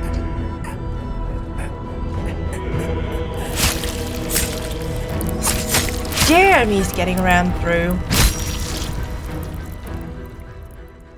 Our butler's blood spills on the floor as our dad comes to say hi. The other one, that is. Gift for you, child. You will use it to lacerate this world. A gift from your god, your father, an offering of his affection for you, or confirmation that he owns you. Either way, he's already being nicer to us than our other dad. A quick save before Dork asks further questions, trying to pull back the curtain. Yet he can't help but find his thoughts spiraling. With Karlach's inevitable end, the world on the verge of ruin, and Danork, Emperor, Baldur, the Mind Flayer Daddy, and Baal, God of Murder as his parents, maybe there is no escaping his fate. My chosen, my slayer. Yeah, let's go! Violence incarnate. You will become a testament in blood and command a horde fit to butcher this world in my name. Oh, look at him all glowed up! Our murder bay! Ah, Dorky! And we are the sexy slayer now. Yeah, boy. The Lord of Murder. You can hear, but you won't listen. I know you won't. Well... About that... Sorry? With Orin's netherstone clutched in our hands, our other dad makes an appearance, and he is proud and ready to take down the Elder Brain. In death, thraldom, or freedom. But before we do that, we also remember poor Lae'zel and free her after all this time. An error I'm glad you swiftly rectified. We explore the temple, our home, in peace. But as we step outside, a crowd is waiting for us. And not just any crowd. Drop that stone!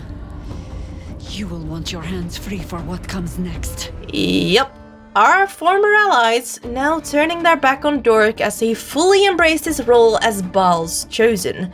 And no amount of bleeding can convince them that despite that, we are still cutie pie dorky porky with a Slayer form. Who and Minsk promised to make it swift? Jaheira, with her 10 HP, as apparently we did not level her up, gets her retirement imposed on her by Kalak. Minsk, on the other hand, had his jack-of-all-trade arsenal to use against us. Not that he did, but he had a few more HP to chip away, and then the fight ends. As the gravity of the situation settles in, Kalak is not happy. It seems the father issues are only just beginning, eh? You think? The choice is made.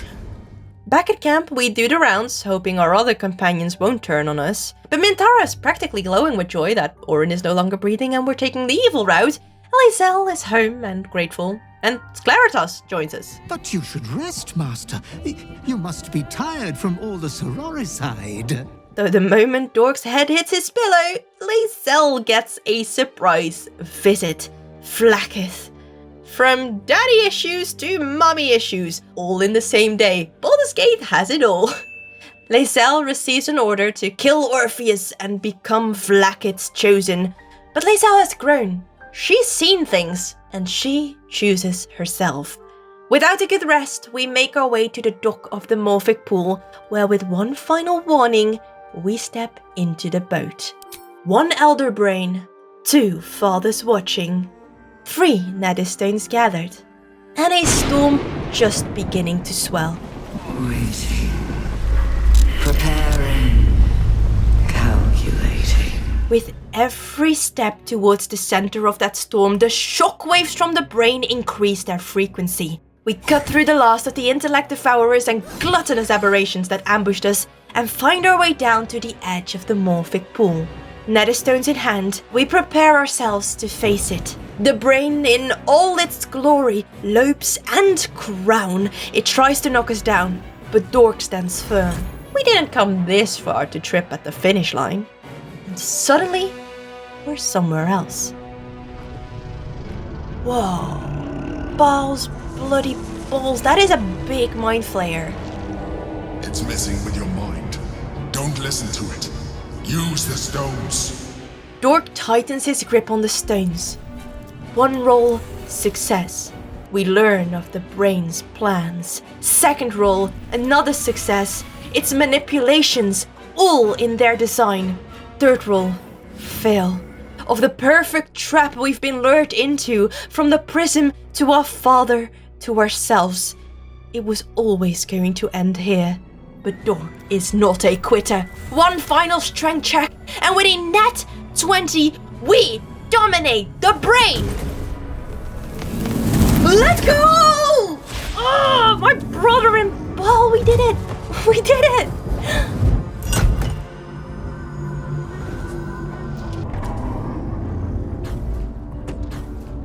We did not do it?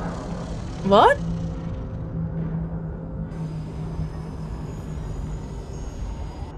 Oh no.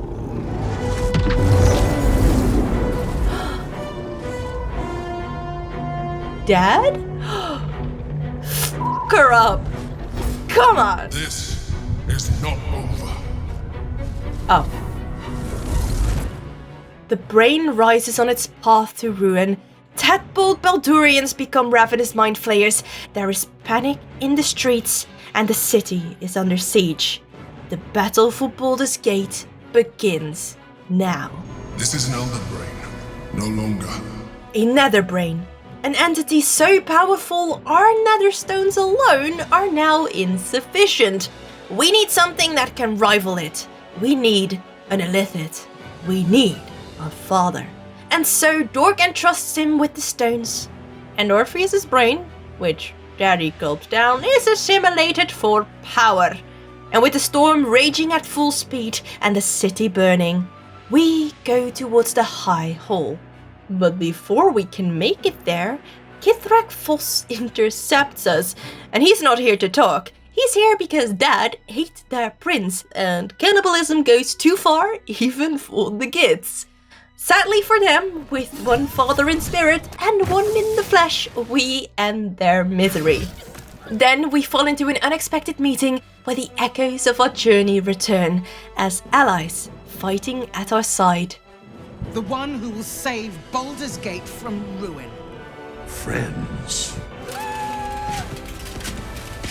Our entire circle of misfits, heroes, and villains are here, waiting for us to speak.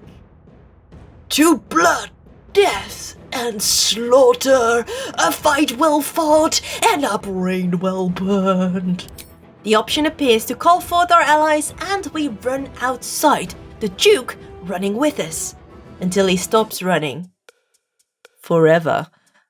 Duke Older Ravengard perished in a chasm? What? What was he doing? Or thinking? Man just saw our allies and he just had to go off himself, it seems. After all that effort to save him from the Iron Throne, that's mean. We wasted 3 reloads on that bitch. That's just rude. We could not care less right now, as the high hall courtyard in front of us is swarmed with enemies. But why go straight when you can slide to the left? Dork jumps onto the ruins, fights the winged horror, jumps ahead, climbs the ladder, slays another winged horror, climbs another ladder, and initiative rolls? Yeah, so while Dork and crew took the side route, our daddy Thanor seems unfamiliar with following the leader and chose his own pathing, flying straight ahead into the courtyard, and all enemies target him at once, and it's chaos. Could we have clutched it? Maybe. But I did not want to mess up the big fight right out of the gate, so we reload. New plan, we slide to the right. And by complete chance, I drag my cursor over a rusted gate with a health bar. A few bludgeoning hits later and we've broken into the upper city sewers, taking a bit of a detour. But not safe from enemies, of course. First, we fight a goblin with some rats. Then more goblins, absolutists, illitids, necromites, and a dark knight. While Batman is the only tough nut of the bunch, we get out with rather little harm done to ourselves. We take the exit and land back into the courtyard, but from a different side, allowing us to move through the insane amount of enemies in a more structured, controlled, and lethal manner. With this side cleared out, Dork and crew try to sneak towards the iron doors, almost unnoticed, but Karlach gets spotted and we fight some more goblin trash. But it was nice because it felt nostalgic, back to our old ways. The doors open and we now continue up into the high hall with a new level of difficulty. A Nautiloid hovers in the sky, sending airstrikes and reinforcements. At first, we try to fight them all, but after a few rounds of not progressing much, we realize that this isn't that kind of fight. So we book it to the top, and as Daddy Thanor nears the stem of the brain, we all do. And then... So, I finished recording this achievement run, started editing, realized I forgot to get a nice shot of the main menu, boot up the game, and... Screen goes black. There's this faint smell of something burning, and I am doing CPR through frantically smashing the on and off button. But nothing. 6 days after finishing the run, my laptop really said, "No, not this game again, I will suffer no longer," and proceeded to self-destruct. Laptop dead. Internal SSD a little scorched, a little toasted if you will, and if that wasn't obvious, no longer functional. Even though I tried everything, and I mean everything, to bring it back to life. Sinus est anima, oriri ex igne, revertere ad me. Needless to say, everything on my laptop is gone. Because of course, I just had that thought, you know, where you go like, oh, maybe it is time to make a backup soon. And then the universe decides, too slow, you have chosen loss. freaking Shard doctrine. Months of mourning followed, no laptop, no files, forced into a digital detox with no computer. But one day, it hits me. Those last clips lived on that external drive for a brief moment. Maybe they are still in the recycle bin. I borrowed a computer, put in the drive, but nothing to recycle. I then remember data recovery tools exist. I install Recuva, not sponsored, but man, they deserve the hype, for one deep scan later, and it resurrects all but one of the videos for free. What? So yeah, maybe the signs were there. The lagging, the fan noise, the encoding overloading. But ignorance is bliss. And that, my friends, is why you do not run Baldur's Gate 3 on a laptop older than with his bare bony ass. R.I.P. Lappy. Gone, but not forgotten. Lappy, I cannot live without you. Ah! But with only one recording missing, thankfully we are back, standing atop the nether brain. There's 4 turns on the clock, and surely that means we have to reach the brain before it ends, right? No, but in that moment of misunderstanding, we dimension door, parkour, levitate, parkour, and jump, parkour! But this battle was so much more than parkour, so it wasn't necessarily the smartest move.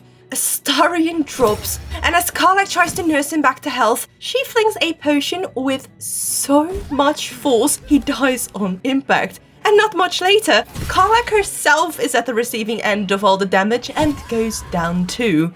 Gale throws up a globe of invulnerability, Daddy Thanor channels the netherstones with all his might, and the timer ticks down to 0. Yep, nothing, just reinforcements, and yes, I know it said that in the text beneath it, but mi sono compreendo in that momento, okay?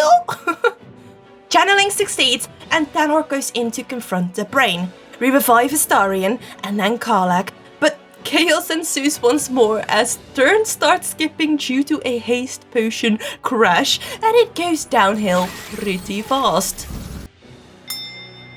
In our second try, we avoid the central zone and stick together as we take the side path once more. Remaining close makes it easier to heal, protect each other, and not get attacked, because the mind flayers on the other end did nothing on their turns. Dork, now running low on health, finally gives in to his urge pulsing through his veins and unleashes his Slayer form. Dad channels the stones, Astarion covers him with a globe of invulnerability, for that proved very useful last time, and we all enter the mind of the Netherbrain. Our Slayer Dork rasps the Netherbrain's mind matter like a piece of cheese, Astarion disintegrates the neurons, and Gil opens the roast, frying anything that remained. Netherbrain? Subdued. It pleads because it knows I am its master. I will finish this. You? The brain is on the cusp of its final thought, and it's taking all of the Emperor's strength to keep it there. An opportunity, perhaps. You glimpse the lifelong We're trading in one dad promised for by the your other. father. Enslave, dominate, ruin. After shredding the brain and everything we've done and been through, it was not in Dork's best interest to become minced meat himself. We came here for one reason: sins of the father. This better be worth it. And renamed to Sins of the Son, perhaps.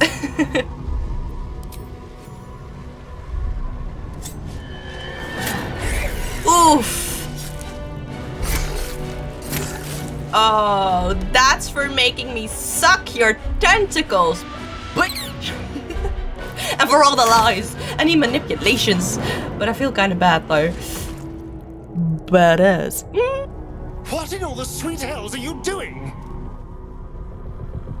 What I was born to do.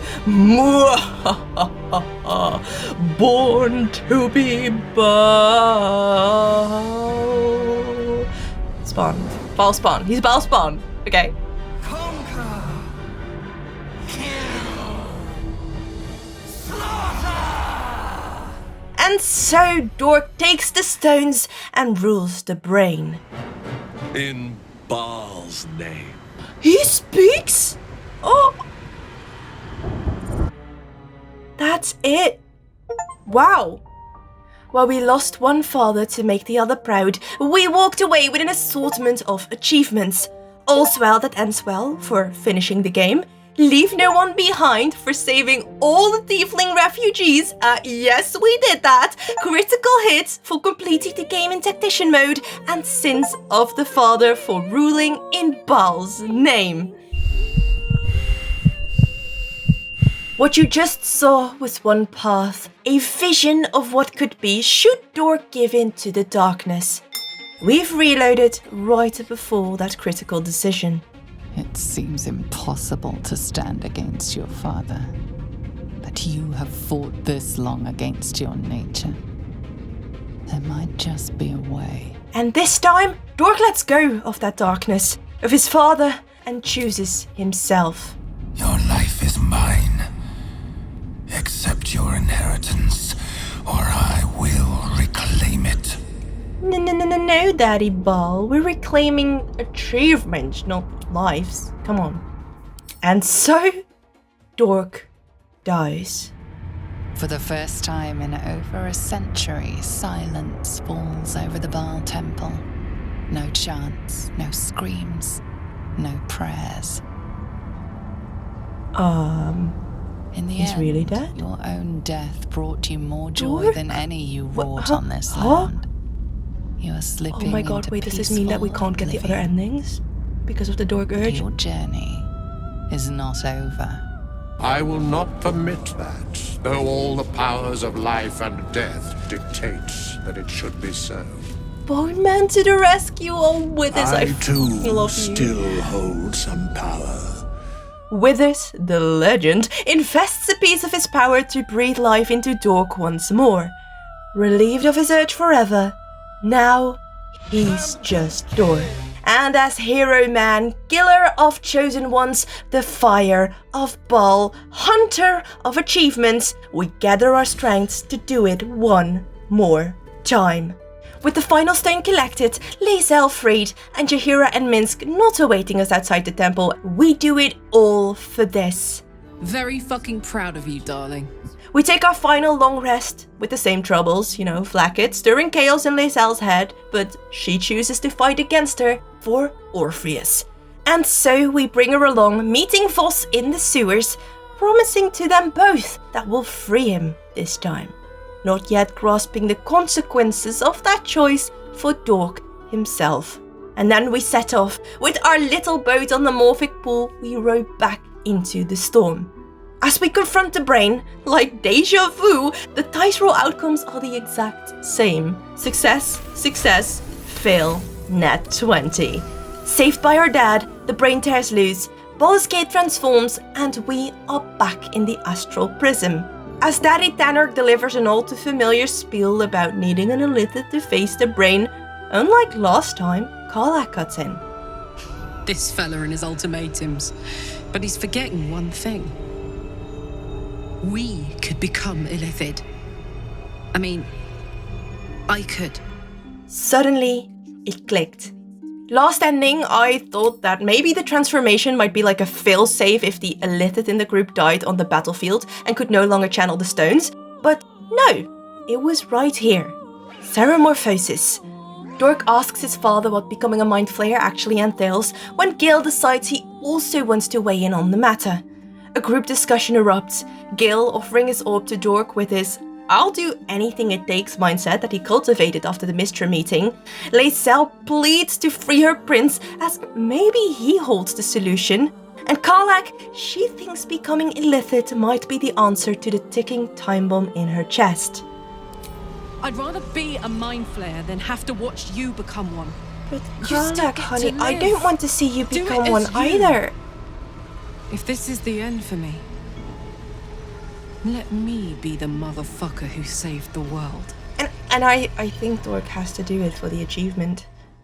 Before we make a life-altering decision in the physical form, Dork does what he thinks is right, freeing Orpheus, causing Dad to leave him.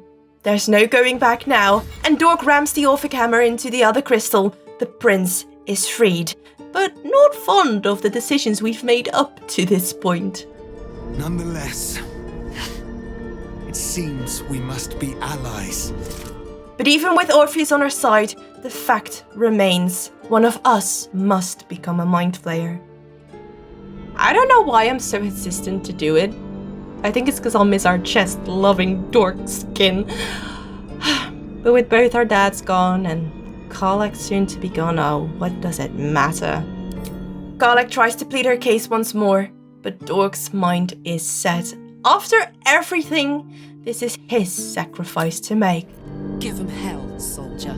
Dork steps away from Orpheus' protection and the transformation begins. His purple skin turning just a smidge lighter, his face full of tentacles, and the red streaks once in his hair, now mimicked in the outfit that forms around his body. No longer Dork, but deleted. I was like hoping for more like a Davy Jones kind of vibe. This is not that. And we did not get the achievement. That's odd. I reread the Ceramorphosis subtext and notice the wording. Turns out, becoming was only half the battle. Okay then, let's put the squid into action. We emerge from the astral prism, Voss and the Githyanki see their prince returned, and friends reunite once more. The Fist eyes you with suspicion. He was not expecting the savior of Baldur's Gate to be a mind flayer. Understandable during a mind flayer invasion, but with a vouch from Withers and all our friends, we use our enthralling communication methods to bolster the troops the illithid way. To war! This time, Ravengard doesn't just randomly drop dead, and with a well-executed dice roll, we even rally the City Watch to fight alongside us. Buffs are cast, potions chugged, and we know exactly what's coming.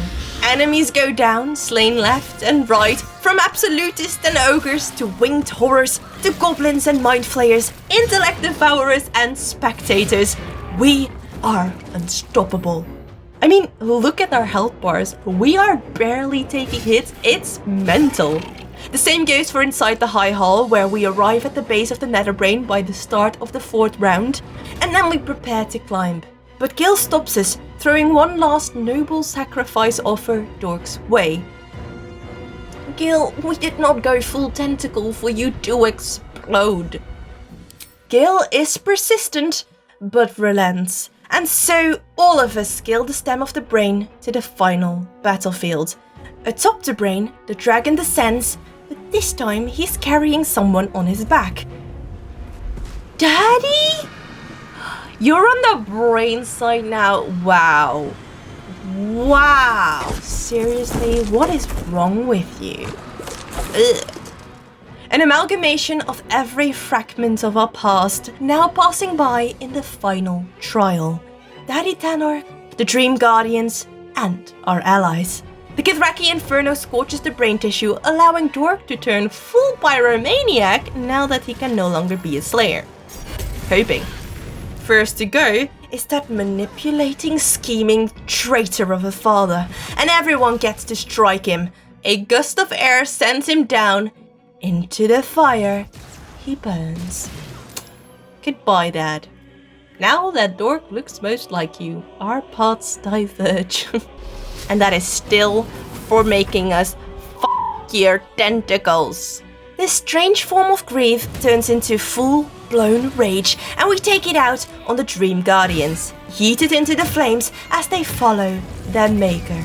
Remember how last time we sprinted past the dominated red dragon as we were fooled by a timer?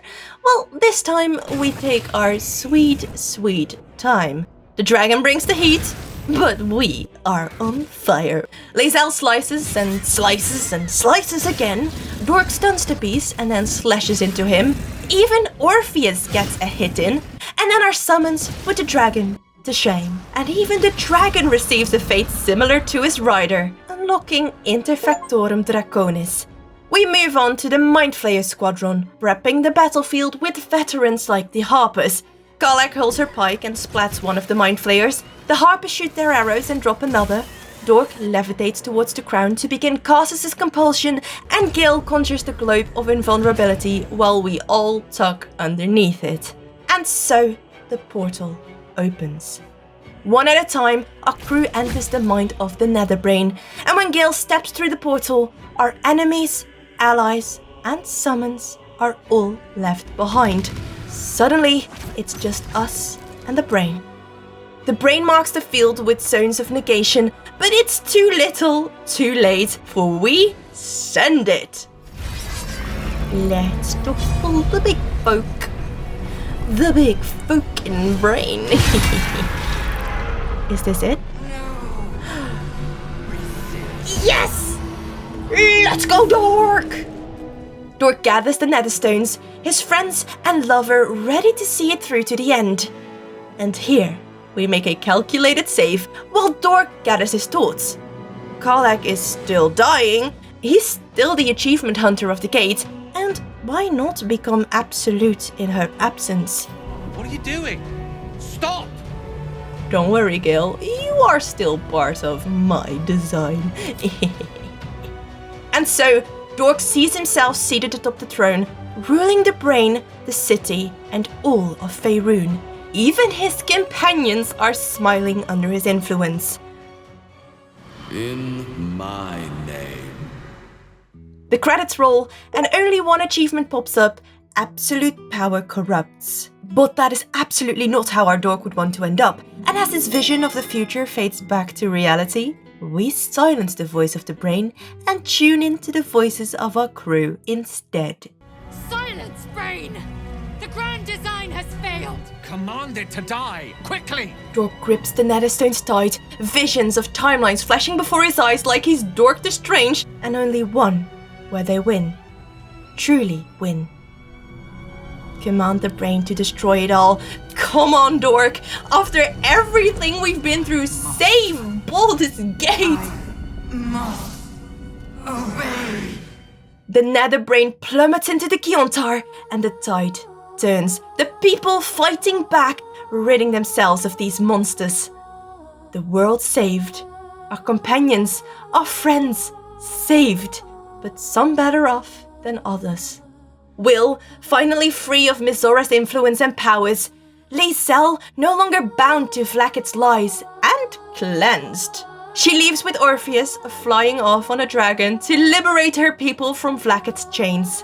Dork himself chooses to remain strong and in control. I mean, if anyone can do it, it's him.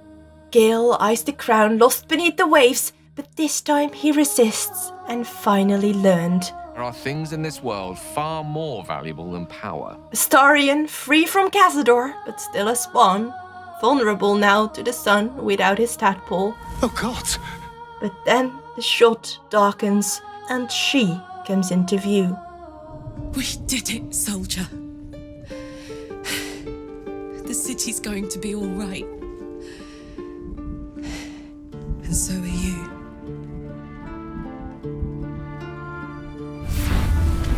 No. No. Flames well up higher, sweat streaming down her cheeks. But it's not set in stone yet. Will pops in. He is going to Avernus, and Karlach can come with him. Dork looks her in the eyes. He knows she doesn't want to go back, but she does not deserve to die, and he is not ready to watch her die. And so, like the Three Musketeers, we all go to Avernus. The city is saved, but not loaded. And as the storm dissipates, we are the saviors of Baldur's Gate. Yet it doesn't end there. Will, Karlach and Dork standing in Avernus with the most badass music of this entire game. This time, I'm not alone.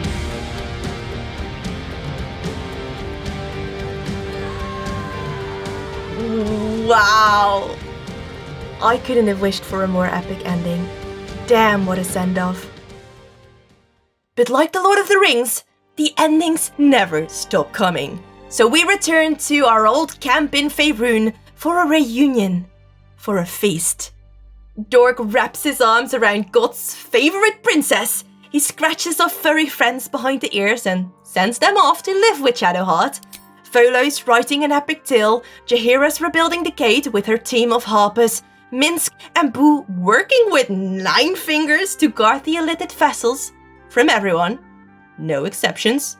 Astarion has found a way to live, making peace with his circumstances while dreaming of more, but content being truly himself in all his glory. Dork stares at him and resists the urge one more time to suck out his brain. Lae'zel visits the party as a projection, battle-worn and diplomatic as ever. Happy to see Dork while she continues to fight the fight of her people. Halsin tends to the no longer shadow-cursed lands, rebuilding a healthy community as Daddy Halsin. The dad we needed, but not the daddy we got.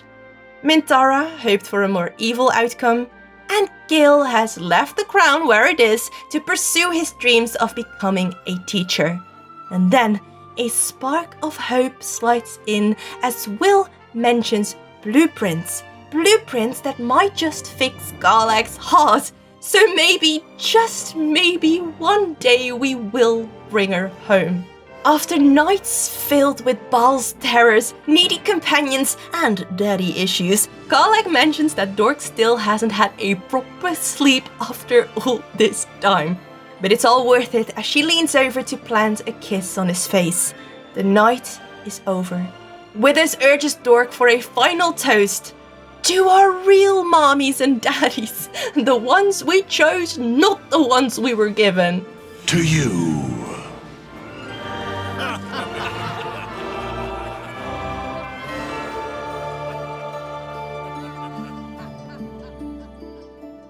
The final credits roll with 2 chimes of glory. Ceramorphosis, indeed coming after defeating the brain, and Hero of the Forgotten Realms for ending the Absolute once and for all. And so, as Dork's story draws to a close, I can finally answer the question, can you get all 54 Baldur's Gate 3 achievements in just one run?